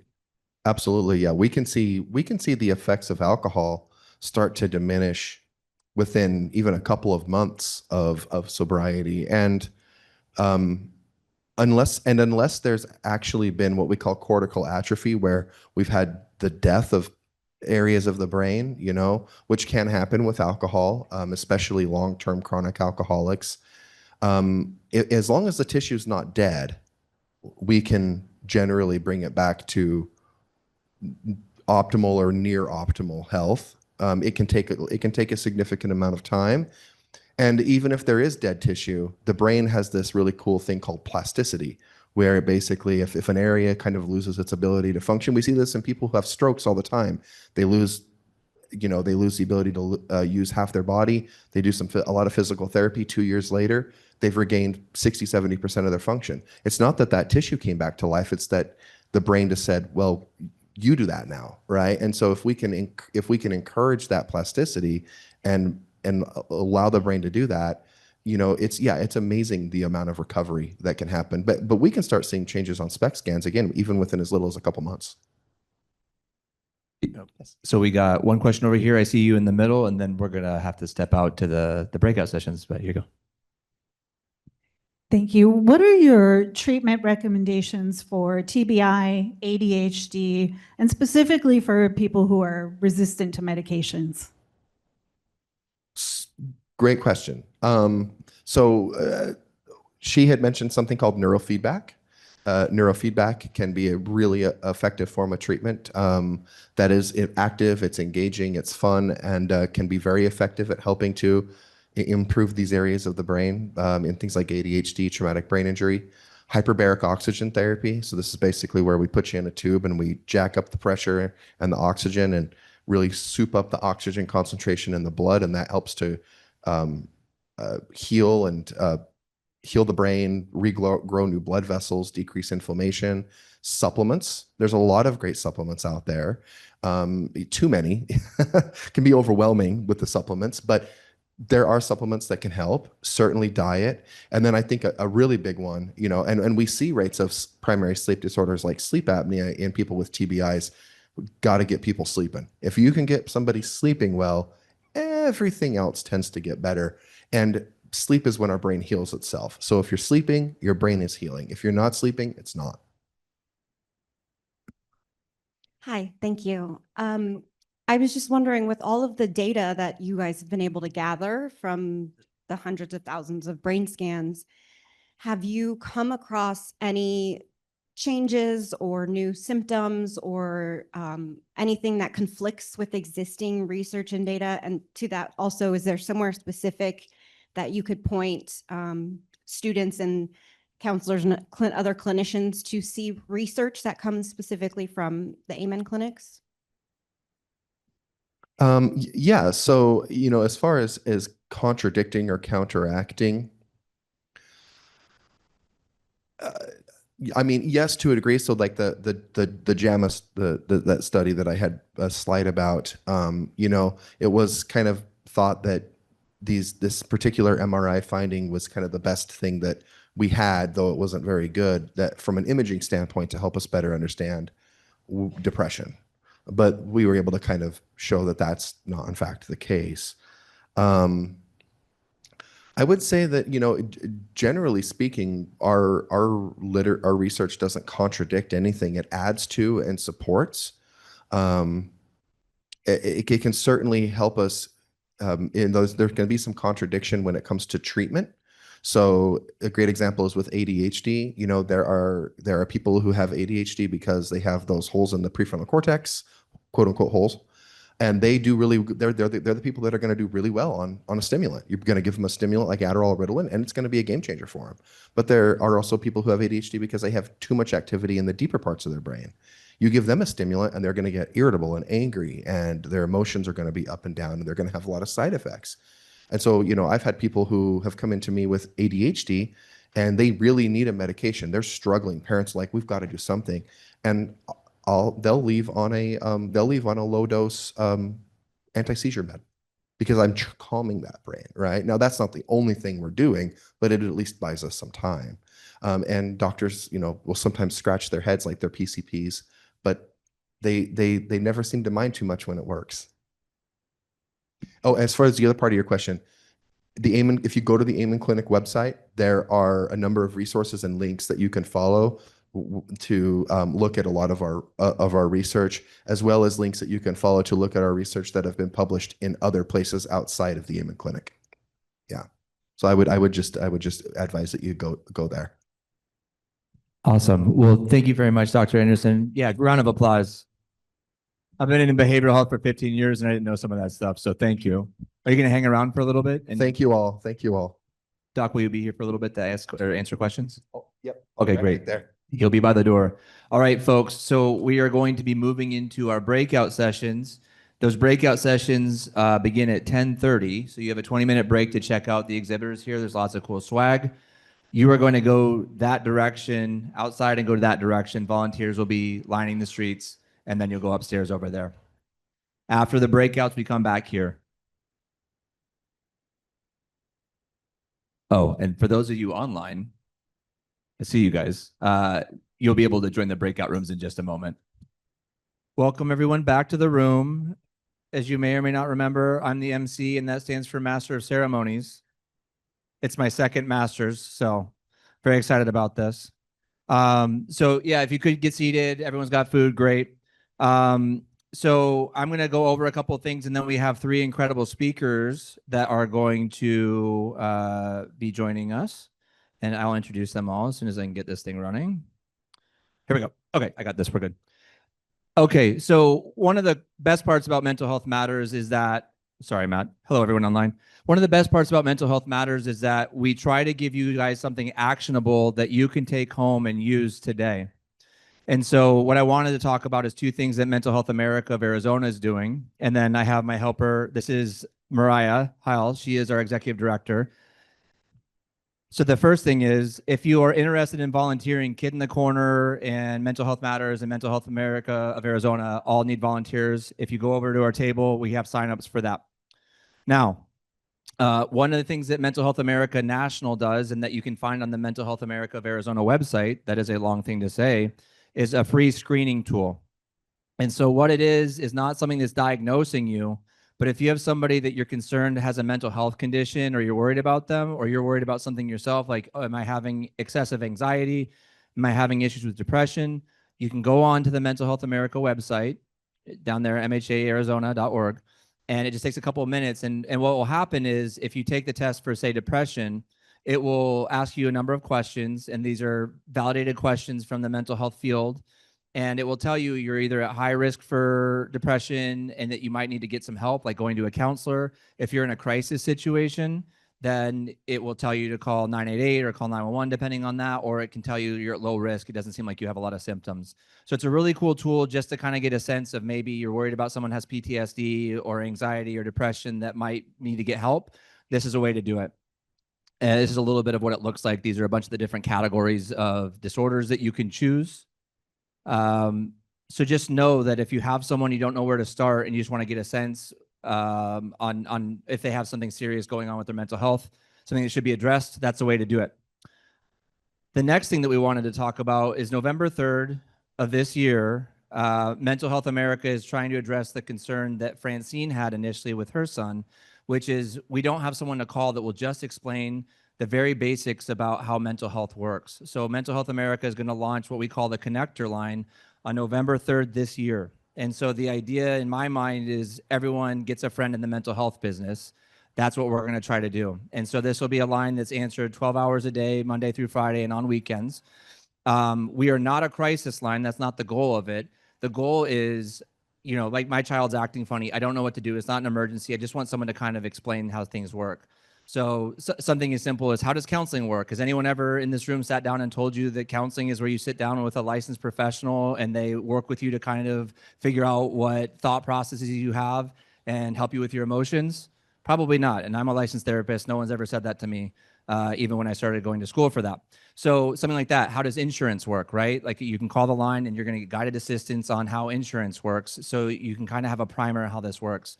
And again, we're not for emergencies, but we're just there for if you need help and you just don't know where to turn, not an emergency, but just someone to explain through it. So we're going to be starting that November 3rd.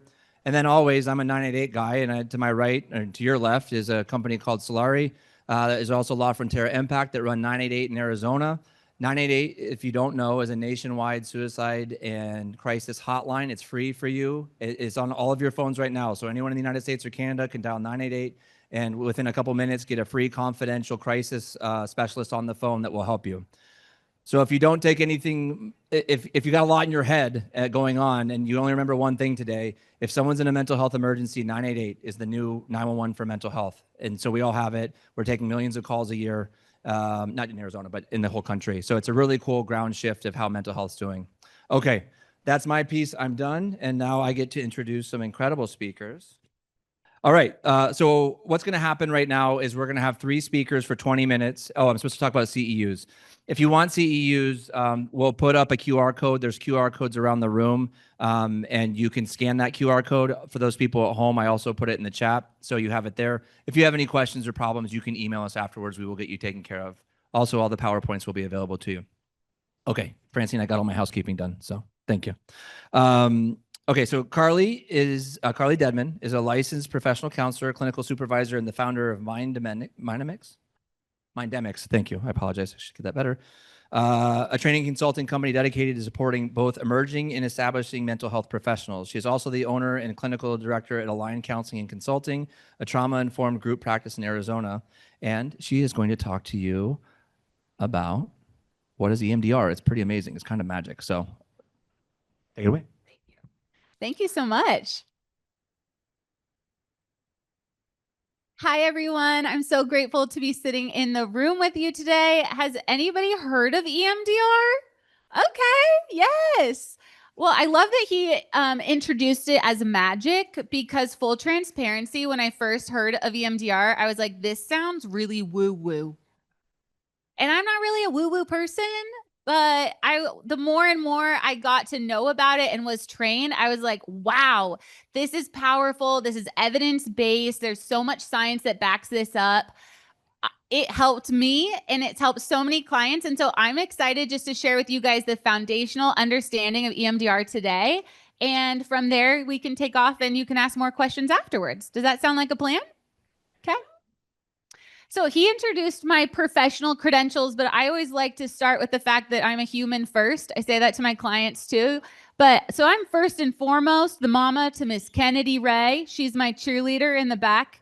And Jeremy, my husband, is helping her out. And I know that you guys are in the room today. The focus here is about helping the youth, right? The focus here is about how do we help the community? Maybe you're a mama or you're a dad and you're like, how do I help my kids? Maybe you're a clinician in the room. It's been fun to kind of see who's here and you're like, I want to meet other people to help the youth. And I mean, baby girl is the next generation of therapists, right? We are raising the next generation of educators, of lawmakers. And so I'm just so grateful to sit here and say that we're talking about mental health because the next generation needs it. And so I believe that EMDR can help with that. But yeah, I always just kind of like to pause and say, why is this important? And I believe that if we are more mentally healthy, we will be better individuals for our families. We'll be better individuals for our neighborhoods, for the community. And can I say, let's change the world, as cliche as that sounds? Okay, thank you. So today we're just going to really get the basics. I could talk about EMDR all day long, so I'm going to try to use my time wisely so that you leave with a general understanding of what it is. So we're going to talk about what is EMDR, why do we use it, what makes it different from generic talk therapy. We're going to talk about ways to kind of what this can treat, right? And we're going to talk about how you can find an EMDR therapist. So let's just start out with what is EMDR? Well, it stands for eye movement desensitization reprocessing. And that is a mouthful. Okay, so I'm just grateful that we can call it EMDR because if I said that like 10 times fast, like I would just start stumbling on my words. But This was developed by Francine Shapiro, and it is evidence-based. It is holistic therapy, and I love it because it's all about how we can combine our body and our brain. How often do we say, I know that that is true logically, but emotionally it does not feel true? There's a disconnect there. Can anybody relate to that? I know I can. Got 2 hands in the back. Okay. Thank you guys. So EMDR really helps combine those things and make it feel like you're help connect the brain and the body. And so that's what we're going to talk about today. And there's 8 phases of EMDR.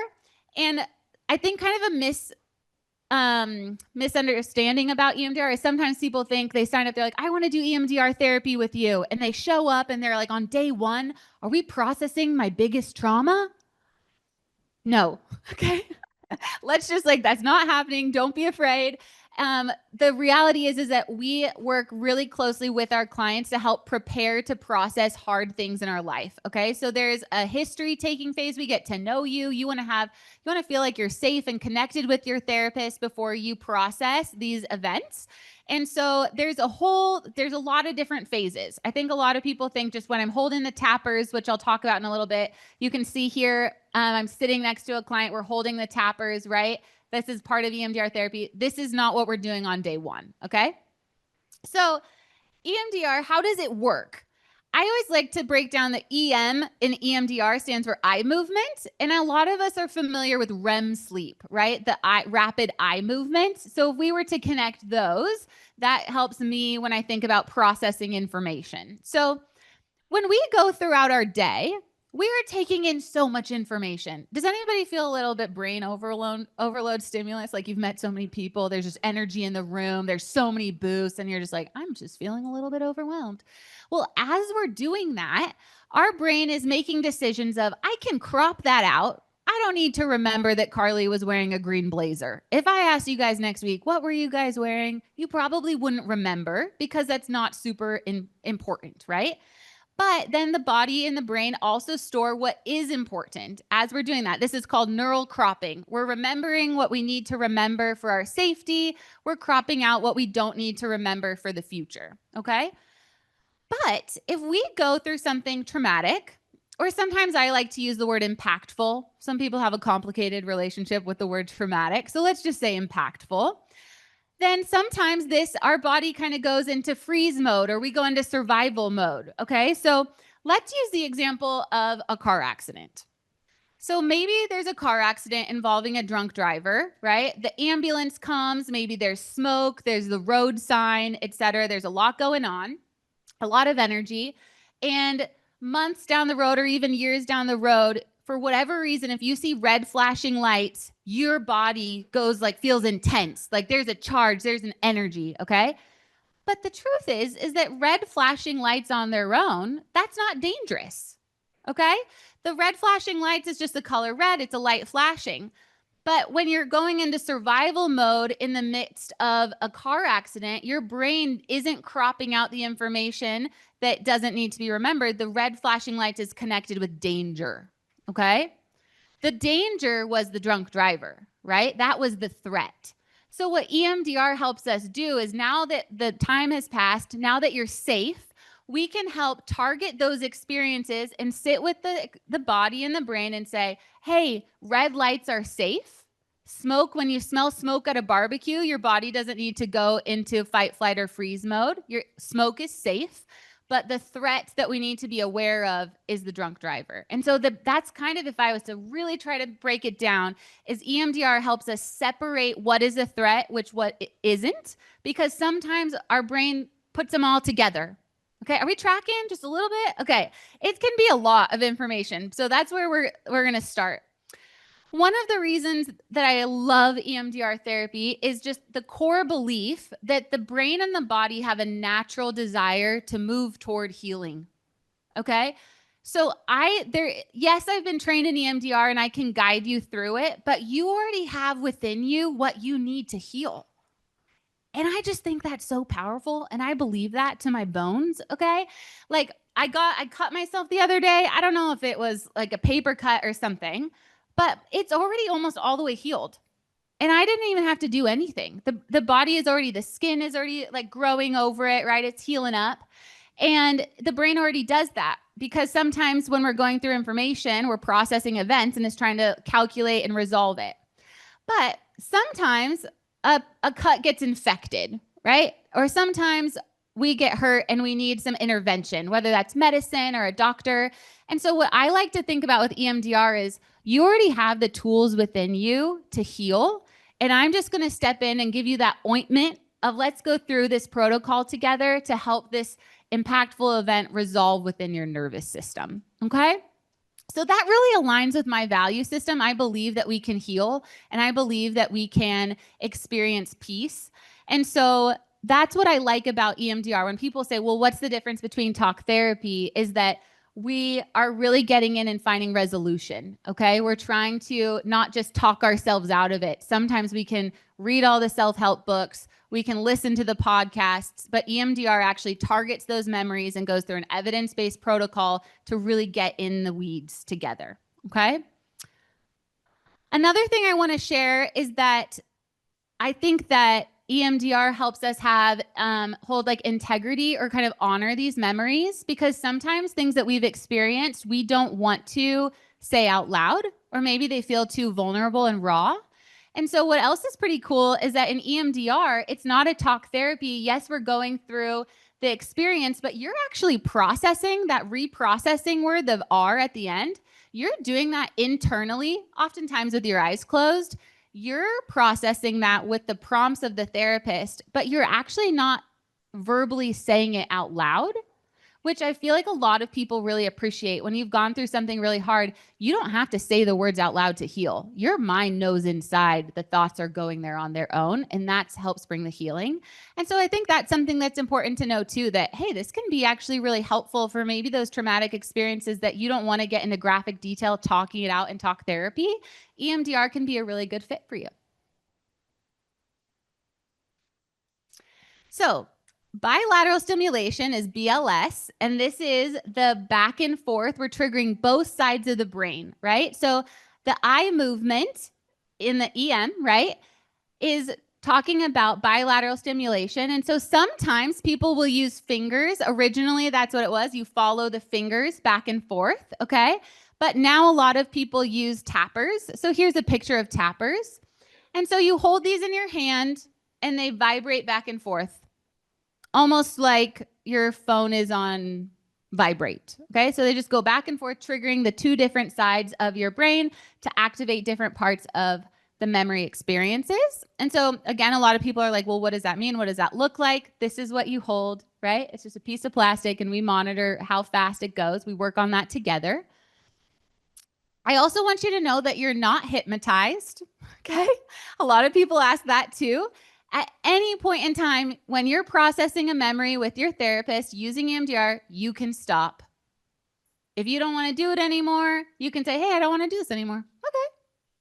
You're not like under some hypnosis experience or like you're not completely disconnected. You are working together side by side with your therapist. You are leading it. You're doing it together. And so again, I think that that's something that people have a lot of anxiety around or concern about. And so if you've wondered that, you are holding the ropes, like you get to have control over that experience. So we're just going to keep trekking along. Okay, so the goal of EMDR when we're processing experiences is to find resolution. And I always say that we're never trying to make a hard experience feel good. We're not doing that, okay? We are not trying to forget memories and make them go away. But EMDR can help us honor those memories. And I like to say the goal or the intention is to feel neutral about it, or to bring down the charge, right? The emotional charge or the energy. And so maybe I'm sure we've all been through experiences where if it comes up, we feel hot all of a sudden. It's like, oh, I feel hot. Or I'm choking up. I'm feeling tearful as I talk about this. And so the hope is that we can kind of bring this resolution of, I'm not defined by this experience. Yes, it impacted me. Yes, I can honor it, but I don't feel triggered or I don't feel dysregulated as I'm going throughout my life that it feels like it's impacting me. So that's, again, the goal, right? We're not trying to forget it. We're just trying to help it feel neutral. Sometimes people will work with me and say, Carly, I don't actually have a specific experience that I would use to target with EMDR. I can't think of anything. I'm like, that's okay. I've got something for you too. So we can also use negative beliefs with EMDR to help process as well. So, I mean, here's a list of negative cognitions. And so, I mean, do we all say negative beliefs and thoughts to ourselves? Can you guys relate to that? Yeah, do any of these resonate with you? I'm not good enough. I'm shameful, right? I'm worthless. I'm not in control. So sometimes we can target these. If you come to therapy and you're like, I just cannot stop thinking about this, it is in my life in so many areas, I can work with you from this as the starting block. And so I think that's helpful because I would say that every single person has experienced these negative beliefs, okay? So this is little me. This is little Carly. And I don't know how old I was in this picture, but I liked ice cream then and I like ice cream now. Not a lot has changed. But I still am firstborn of 3 sisters. You know, grew up an athlete, so very like rigid, get on time, work hard, hustle mentality. Very much so taught to be a rule follower and set a good example for your sisters, for the team. And so the reality is that negative beliefs were formed for me again. And so some of those negative beliefs were, I'm not good enough. I should have done something, right? I can't trust myself. I have to be perfect for these teams that I'm leading or my family. And so these were some negative beliefs from my environment that I grew up that EMDR was really helpful in helping resolve, okay? And they didn't fully go away, but they were able to help. They no longer control my life. And so I just wanted to share this. Like, I would never look at little Carly if I was to meet her today and just be like, you're not good enough. You should have been nicer. You should have set a better example for your sister, right? We would be kind to her. We'd give her compassion. We'd talk to her about how she's doing the best she can, right? Like tomorrow's a new day. You're good enough as you are. And so that's an example of some of the work that we can do together. And I've already touched on this, but again, EMDR was originally, the research was for first responders for PTSD, which is very true. It helps those populations. But like I said, it can help people with negative experiences and negative beliefs. And I know that I'm a champion for EMDR, but I really believe that everybody could benefit from EMDR. Thanks, Kennedy. You too. Alrighty. And so if you want to find a therapist to do EMDR, there's a couple different ways that you can do that. EMDRIA is the source, the hub for EMDR credentialing. So you can go directly to their website. On Psychology Today, you can find therapists there by filtering it. I know the Mental Health Matters people and their website have an amazing resource list there. And my practice, Aligned Counseling and Consulting, we specialize in this. So we're a boutique private practice right downtown Phoenix. And we use EMDR with the majority of our clients to help them. And so if you have questions, I would love to answer them, whether we have a booth in the corner, or you could go to our website, submit an inquiry, follow us on social media. I hope this is just the beginning, and I hope that this answered some questions about EMDR. Thanks so much. That was incredible. Like perfectly set up. Okay. Thank you, guys. We're going to get set up for our next presentation. So we're going to talking about somatic experiencing, trauma-related disassociation. That was a hard word to get out. And the nervous system. So we're going to be spoken to by Chelsea Valeri. So Chelsea is an LCSW in the state of Arizona. She specializes in treating complex trauma and dissociative disorders. We just had a whole conversation about dissociative disorders. They're pretty rare, and I had never, in my 15 years doing this, had never seen anyone with anyone. So really interesting stuff. She knows her stuff. And she's trained in EMDR. We just know what that is now. DBR, structural dissociation theory, somatic experiencing, and her clinical approach to complex cases is integrative and highly individualized. She spent 9 years of her career in the mental health field and in the addiction recovery realm, but always felt something was missing in the treatment, and led to hundreds of hours of additional training to gain better understanding of co-occurring diagnoses, PTSD, and a lot of other disorders. So I'm going to kick it over to you, and thank you. Okay. Hi, everyone. Thank you for the intro, and thank you, Carly. My name is Chelsea Valeri, and I am the clinical director and co-owner of Healing Foundation Center. We have a booth over there for those of you interested. So I'm going to talk about two of my favorite dropping things. Two of my favorite modalities to treat complex trauma, dissociation, and nervous system dysregulation, because I think they all go together. So dissociation is kind of a buzzword lately or the past few years, and I want to talk about actually what dissociation is from a trauma lens. So there are other types of dissociation that may impact individuals with neurodivergence, with anxiety disorders that aren't trauma-based. There's neurochemical dissociation, which I'll talk about later, that can be trauma-induced or not. But the umbrella term for dissociation is a disruption in the typical integration of consciousness, memory, identity, emotions, perceptions, behaviors, and body representation. So that's a mouthful, and it covers a lot of different grounds of what make us human and how we present and how we process information, how we store information and experiences. And it can develop, or dissociation can show up in many different ways.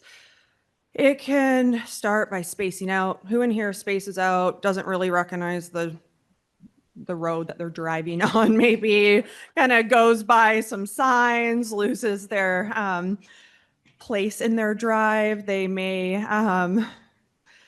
also may forget, I'm pretty notorious for putting my milk in the cupboard or my cereal in the fridge, those types of behaviors, okay? That's on the low end of dissociation. Once we get to a more moderate, severe level of dissociation, that's where trauma-related dissociation hangs out. That's where depersonalization, derealization, amnesia, and then eventually structural dissociation of the personality. Who in here has heard of structural dissociation theory? Okay, 2 of you. Okay, so it's a really complex theory that I'm going to touch on because I'm really merging SE and structural. So dissociation as a whole acts as the emergency brake when other forms of coping, maladaptive or adaptive, okay, aren't available or they're not working anymore. When fight flight isn't possible, we go into freeze or collapse from a nervous system perspective without thought, and then a dissociative process kicks in. Okay, especially if the trauma does not stop when we're in a collapse or freeze state.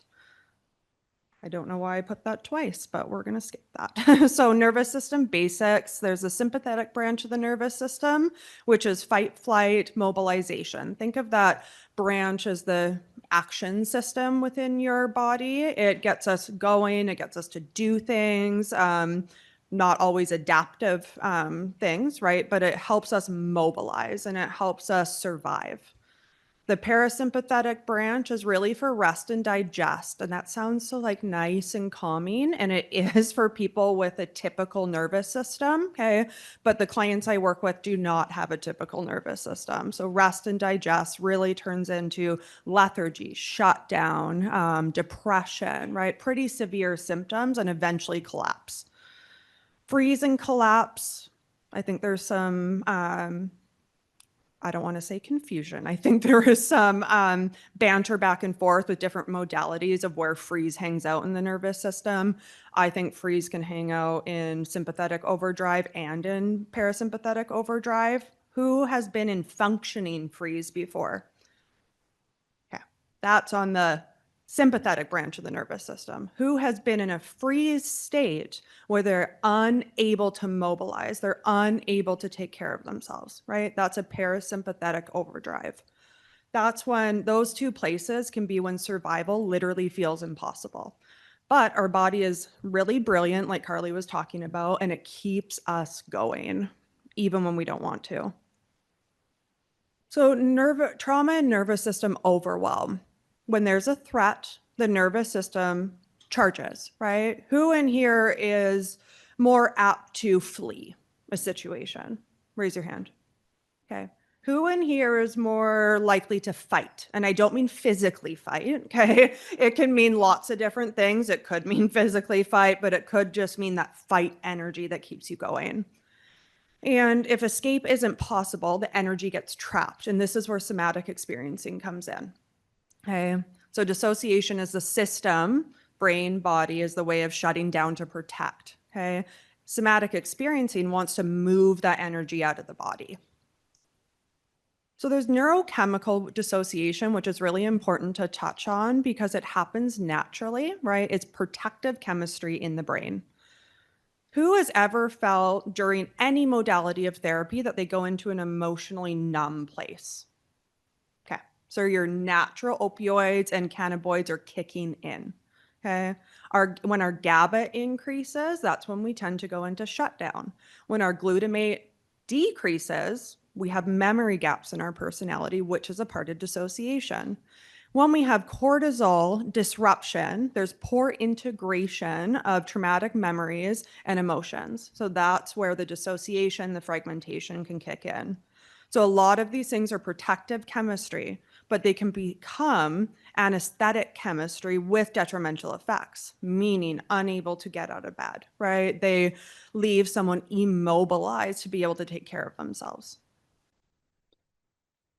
Structural dissociation theory is a very complex theory. If anyone's interested in learning about it, pick up the book, The Haunted Self. It will take you probably a year to understand what the heck they're talking about, but I am going to touch on the basics of the psychological model.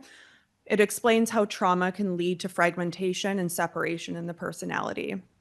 So we have primary levels of dissociation, which most people in here have experienced. We have an ANP, which stands for an apparently normal part of the personality, and an emotional part of the personality, right? If we could take that car accident example that she was sharing about before. Who in here has been in a car accident? Okay, who in here had side effects from it? Okay, so you most likely had an adult part of your personality that continued to function after the car accident. But you had an emotional part of your personality that was terrified of turning left, terrified of sneaking up on a yellow light, right? It could be anything that led to the car accident. That emotional part of the personality reacts to the AMP, and you're flooded with fear, you're flooded with emotion, you're flooded with somatic experiences that you can't discharge. Okay, when we look at secondary level of dissociation, we're looking at one AMP and multiple EPs. So this is where individuals with borderline personality live, complex trauma, several single event PTSD events take place. This is where their system hangs out. So we have a lot of emotional dysregulation. We have a lot of maybe switching of perspectives of a situation. Think of any man or woman who is stuck in a domestic violence situation, okay? How many times does it take, on average, just because we have statistics on this, a woman to leave a domestic violence situation? 7, some studies show 10, okay? So it's high up there. They're gonna have multiple different emotional perspectives on their situation. When we get into a tertiary level of dissociation, we're looking at multiple ANPs, so multiple adult parts of the personality, and several EPs. This is also known as dissociative identity disorder. I can do a whole other presentation on that because that's my clinical specialty, but I'm going to skip over this and stick to the two models. So how they work together. So when our nervous system is activated, it can trigger dissociation due to the increase of cortisol and noradrenaline, 2 stress chemicals, okay? The event could be flashbacks. It doesn't even have to be a present day trauma. We can experience terror as a flashback. There's the overall feeling of terror. We then go into hypervigilance, which overwhelms the brain and the body as if the trauma is happening again. This can result in derealization, right? Separation from what is taking place, separation from us experiencing what is taking place regarding the flashbacks. Those flashbacks don't belong to me. Maybe they were a dream. Those are not my memories, okay? So dissociation from this standpoint protects the person, but it also disrupts daily functioning. So from a somatic experiencing lens, they believe that trauma is unfinished survival responses in the nervous system. Okay? So this can lead to all sorts of different mental health symptoms. Dissociation occurs when this survival energy can't be discharged. Okay, so when anxiety or panic is too overwhelming, who in here is 100% present for that panic? Absolutely no one, right? Because it's too overwhelming to the mind and the body. So we dissociate, okay? And that is a natural response. I think the buzzword dissociation comes in where clients or individuals may say they can dissociate on purpose, right? That is not natural dissociation that happens as a result of trauma or stress. So dissociation in the body can show up as detachment from sensations, okay? We can feel like our hands don't belong to us. We can feel like our body doesn't belong to us. Our hands may be a bigger size than they actually are. We can maybe see our body there. We can hear information, but there's no connection, okay? There's numbness. In severe cases, there's paralysis, okay? I have had clients who are on the tertiary side of dissociation who literally cannot move a muscle because they're in such overwhelming dissociation and nervous system shutdown. Okay. So dissociation in the mind, we have disruption in attention and awareness. There's memory disturbances. A lot of people don't remember big events they've been to, even their own wedding or the birth of a child, okay? They can have day-to-day amnesia of like, where did I put that? That's again on the mild end, okay? Depersonalization is self-disconnection. Derealization is world disconnection, okay? Identity and thought fragmentation. So again, this is where the different perspectives come into play.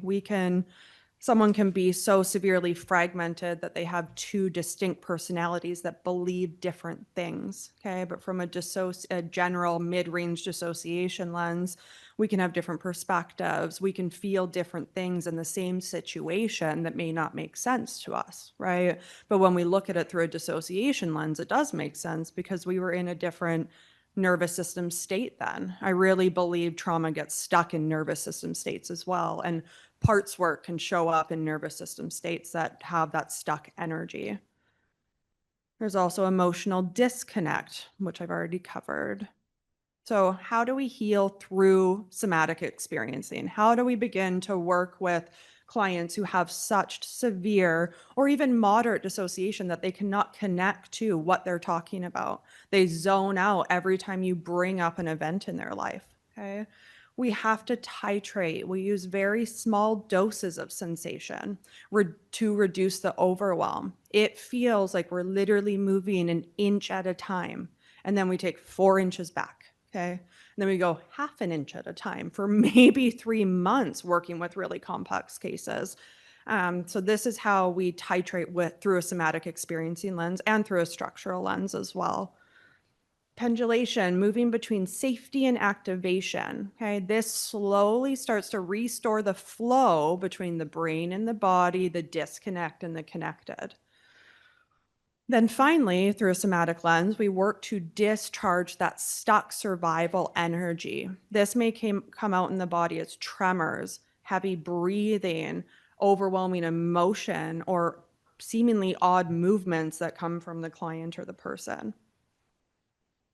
So why this matters? Why do I talk about these two? Why do I treat clients through both of these lenses? So dissociation really isn't the body's failure, okay? It's the body's wisdom of how to protect us during unspeakable things that can happen in life. Healing, restoring the connection between brain, body, and self. Okay, I believe trauma can rip us apart at the psyche level. Okay, it goes much deeper than feeling fear or anxiety or feeling angry or sad at what happened. Our psyche can be wholeheartedly damaged, and working at the deep levels of the brain with structural work, with somatic work, can help to restore that connection to yourself. A lot of people can talk about what happened to them, but they have no ability to correlate that it happened to them and that the trauma was over. Okay. And SE provides language and tools to reintegrate traumatic activation safely. Okay. I remember one time, the first somatic session I ever did, probably 12 years ago, when SE was becoming more popular, and there wasn't a lot of research then on somatic with complex trauma disorders, which I had. And the therapist gently suggested that I set my hands on my knees and just connect with my body that way. You guys, my body was lit on fire. That's what it felt like. And I floated to the ceiling. Okay. Because what wasn't being treated at that time, the dissociation that took place at the deep psyche level. So even if it was a slow connection to my body, that was too much for my nervous system because I had like this much window of tolerance. Okay. For people with a healthier window of tolerance, you can go a lot more quickly. Okay. A touch to their knees or a self hug isn't going to feel like the end of the world. Right. So it really depends on how dissociated, how disconnected the person is when I'm working with them. So this is a graph of titration and pendulation. So the black or green line, I can't really tell what that is, but that's a more healthy working of the nervous system. Okay, so we want to look like rolling hills. We experience something, it can cause stress, increase in those neurochemicals, and then we come down to safety, right? Because we are 100% oriented to the fact that we're safe. Okay. In a case of overwhelm, too much activation, a complex trauma client, they don't know that they're 100% safe. Hence the red line, right? And that is severe ups and severe downs because there's nowhere in between that they know where to land. They've never experienced that middle ground. Okay, I think I'm right on time. So thank you to Mental Health Matters for hosting another wonderful conference and allowing me to share on what I'm clinically passionate about. So thank you. Incredible job. Thank you. Okay, folks, we're at our last presenter. And I would like to introduce you to Erin Cloutier. Erin, did I get it right? I don't speak French, so I'm pretty proud of myself, folks. Erin is a licensed addiction counselor and educator who works with adolescents and adults. She began her career many years ago working in community mental health with children, and over the years worked with a variety of different treatment facilities. Erin believes that people possess the strength to make changes that will promote healing. Her expertise lies in the ability to empower people who have survived trauma in an environment that is safe, supportive, dignified, and non-judgmental. She is going to be talking to us about brain spotting and accessing the brain's natural healing capacity. Thank you. Have fun. Thank you. Thank you to Carly and Chelsea. Wonderful presentations. Thank you so much for taking time out of your weekend to spend time with us. You are very much appreciated. We know that your time is valuable. I am not close enough. So, okay. So today I have the privilege of introducing you to a wonderful therapy called brain spotting. Okay, so brain spotting is a focused mind-body therapy approach that helps people process and heal from trauma, emotional distress, and also performance blocks. And there are many other things, and we'll go into that a little bit more later. Brain spotting is based on a very simple yet profound observation that where we look affects how we feel. Okay. Okay, so I'd like to start with this. Close enough. Have you ever caught yourself just kind of staring off into space and maybe a memory comes back or you start to have an emotional reaction without meaning to? Like, have you guys ever done that? Yeah. Okay. So brain spotting takes advantage of that natural brain-body connection, very similar to EMDR, to help clients heal from experiences that alone, talking, can't always reach. Okay, so what is brain spotting? Brain spotting was developed in 2003 by Dr. David Grand. So he is an EMDR trained therapist. And at the time, he was working with a professional ice skater, and she was having a lot of difficulty landing her tricks. So while he was doing EMDR with her, he noticed that if he held her gaze in one spot, more emotion came up, and she was able to process through different things. So that's kind of where we have one brain spot. Okay. So with different eye positions, connect to different parts of the brain.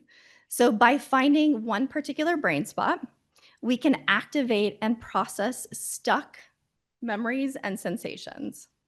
Okay. So with brain spotting, we bypass the logical thinking, right? Our frontal brain, And we work with the deeper emotional brain, the part that holds the trauma and the automatic responses. So with brain spotting, right, through sight, we can actually access the subcortical brain, which is back here, and process through everything that's stored. Okay. Okay, so what is the science behind it? Okay, so the process starts with identifying a particular target. So maybe that could be anxiety, it could be pain, it could also be sadness, or someone may choose a particular memory. So we find that eye position, and that particular position seems to like light up that feeling. Okay, so when I have a client in my office, I ask them, to identify a memory. Again, I may ask them, what do you notice when you're thinking about that? What do you notice when you're talking about it? I will use a pointer, and I will just gently have them follow the pointer. And while they're doing that, I will notice any kind of reactions that they're having, or I may ask them as well, right? What do you notice? Does it feel more intense over here? Just kind of depends on the situation. So, the client focuses while noticing whatever comes up in their body and mind without judgment. And I always ask them to approach it with a curiosity. Okay. The therapist, their job is to stay attuned, offering calm co-regulation, and the brain will naturally process what's stuck. Okay.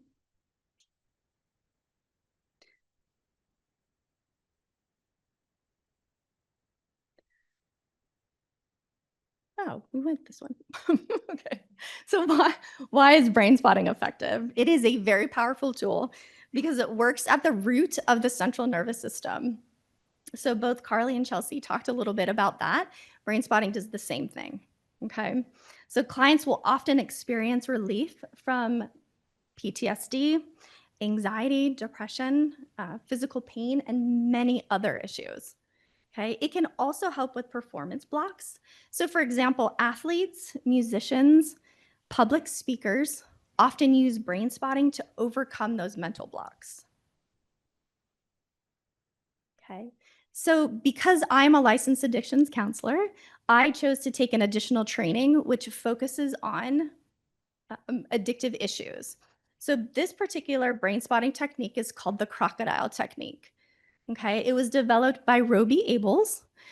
She has been working in the field for over 33 years, and her idea was based on neuroplasticity. So I don't know if you all are familiar with that, but the idea with neuroplasticity is that we can actually make new connections, and we can also disconnect old ones. Okay, so when I talk about addictive behavior, we are talking about drugs and alcohol, of course, but also different things like obsessive compulsive disorder. We're looking at the process addictions, so maybe gambling, right? Shopping, internet, also disordered eating. Okay, sometimes self-harm may have an addictive component to it. So this particular technique works amazing for those things. Okay, with the crocodile setup, instead of having just one brain spot, we actually have two. So what we're doing, right, is we are connecting the sensations for the urge or the craving to the sensations for the consequences for that particular behavior. Okay. Yeah. So when we are performing an addictive behavior, right, this is so much better than this. We forget about the consequences because this particular behavior is immediately reinforced. Okay. So there is a disconnect in the brain. With the crocodile setup, we can actually make a literal connection in the brain between the two. Sorry. Sorry. Which is so cool. So what that does is it actually creates an internal pause in the person's brain.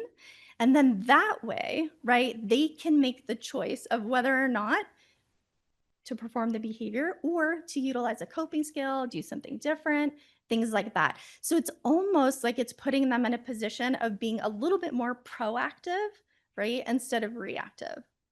So this is a particular tool, again, because I work with clients with addictive behaviors that I use pretty much on a daily basis, and it is absolutely amazing. Obviously, if somebody has an issue with addiction, a lot of times they'll have a primary mental health issue like depression or anxiety. And so we always want to address those things as well, right? There may also be a trauma component. So we are utilizing, all of our techniques in order to address the person as a whole. Okay. And actually, I do want to point out, I do have disordered eating on here, but we are talking about eating, right, as a secondary diagnosis. So if somebody has a primary diagnosis of an eating disorder, I will actually refer them to someone who specializes in that. So I just want to make that clear. Okay. So Carly spoke a little bit about EMDR, and I do get a lot of questions about how is brain spotting like EMDR and how are they different? So this is very simple. So I encourage you, both are amazing modalities to explore both of them. But with brain spotting, right, with brain spotting is a client-led therapeutic modality. So the client is the person that's in control. And again, like Carly mentioned, if an individual wants to stop, they can at any time. If they want to continue to process through some of those sensations that are intense, there are different techniques to help decrease the intensity of the sensation so that they continue to process through that. It's really up to them. I have some clients that will do 8 minutes. I have a client, that will do an hour. Both are valuable because each person's experience is unique. Okay. With EMDR, right, you may have the bilateral movements. With brain spotting, we have one spot. Okay, so we are gazed just in one area the whole time. Okay. There was music that was hand-picked that is bilateral music that does go with the process, but it's not required. So again, that's up to the individual. Okay.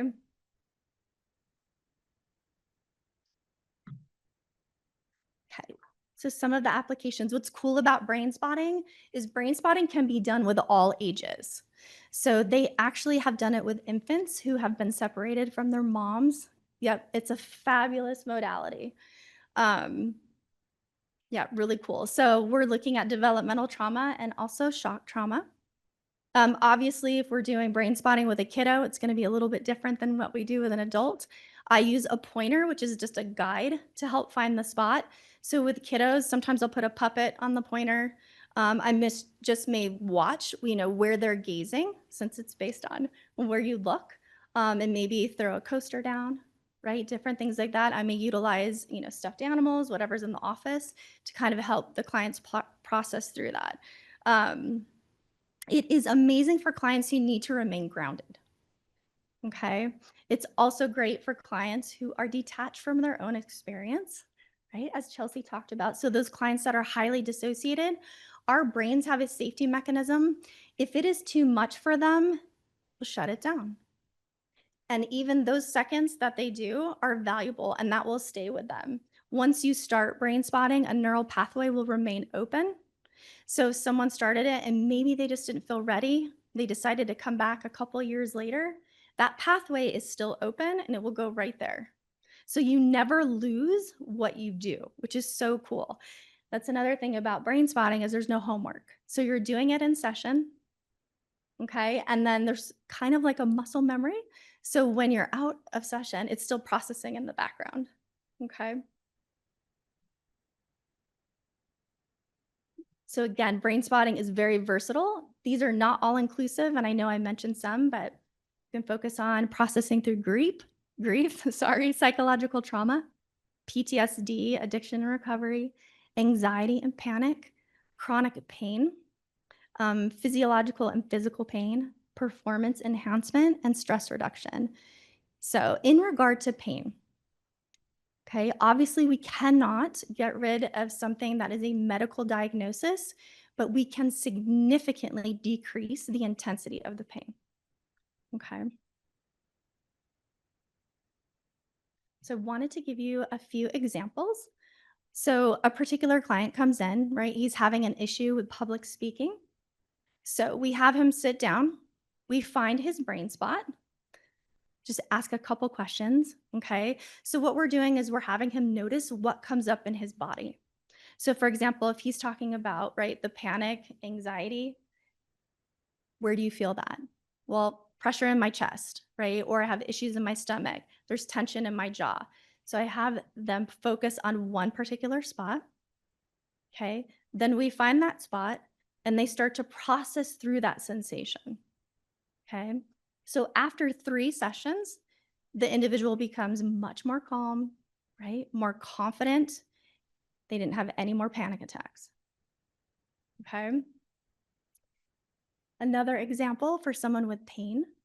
Okay. So client comes in, right? They've been an athlete. Maybe they're very active. They have a lot of pain in their knee. They're having difficulty walking, right? They're at the point where they're considering surgery. Definitely the pain is starting to have an impact, right, on their daily functioning. So have them focus on that pain in their knee. They're able to process through that pain. After 1 session, it was decreased significantly. So when they came in, right, on a Likert scale, 1 to 10, 10 being the worst possible pain, they were at an 8. The next time I saw them, which was a week later, they were at a 2. Okay, so the next, I think we did 2 weeks later, we did another brain spotting session. The pain was a little bit noticeable in the back of the knee. Process that, didn't have that anymore. So again, everyone's process is different, right? Because everyone is unique, but this modality works, okay? One other particular example, I wanna just provide a performance example. Had a 16-year-old girl come in. She played club volleyball, and she was a middle hitter. So I don't know if everybody is familiar with volleyball, but she's the one in the middle, right, that has to spike the ball, okay? So she starts having difficulty. She's not connecting with the ball. Her, teammates are getting a little bit frustrated. So she starts to get in her head, right? So now her timing is off. She's getting anxious before the games. So we focused on making sure that she is connecting with the ball, right? And then literally the next game, her coach was like, "What got into you?" She was all over the place. It was phenomenal. It was the coolest thing to see. And she ended up being player of the match. So one other cool thing about brain spotting, and this is really important, one of the really important things that I do with people that have addictive issues, is you can actually do something that's called an expansion spot. So you can actually look into the future, right? And get an idea of what's that is like, and focus on those happy sensations or motivation or whatever you're looking for, okay? And obviously with addiction, it's what does life look like without this, okay? So very quickly, as a therapist, our role, so just so you know, kind of have an idea of what goes on when you come in for a session. Same thing with EMDR, right? Less talking, more feeling. So the therapist will not be talking during a brain spotting session, okay? Their job is to be attuned with the client, to hold space for them, offer that calm co-regulation, make sure they're in a safe space, okay? So in brain spotting, we say if the client is the comet, the therapist is the tail. So we go wherever they go, okay? As far as clients, you may experience, right, some warmth, maybe some heaviness, maybe a little bit of tingling, obviously some emotional changes. I always tell people it's a little bit of a roller coaster, right? But it's supposed to be. So we don't want, those crazy roller coasters. We want Snoopy roller coaster, right? Knott's Berry Farms. That's all we want, okay? So again, the processing will continue between the sessions. Some things to be aware of, people may have spontaneous memories, but it's more of like, oh, that happened, because the emotional connection is not there anymore, okay? So when we don't have negative emotions attached to memories, right, those memories get pushed further back in our brain, and those triggers aren't there anymore. We just don't experience that, okay? So in closing, basic brain spotting is a focused, very gentle and powerful way to help clients heal at a very deep level. So it's based on the idea that the brain knows how to heal And our role is to help it find the way. Okay, so remember, where you look affects how you feel. That's it. So again, lots of brain spotting resources. Well Thank done. you. Exactly on time. Do you feel accomplished? Yeah. Thank you very much. Thank you, everybody. That concludes our programming for the day. I just want you guys to take a second, if you could just look around the room, give each other a round of applause, because you are the ones fixing this problem and you all showed up on a Saturday. So thank you. Thank you to all of our sponsors. And I just wanted to give one special shout out to CRS. They donated a bunch of volunteers for us and helped us with the food and getting around. So thank you, CRS. Thank you all. We'll see you next year. If you need any more information, mentalhealthmattersarizona.com. Okay, there we go.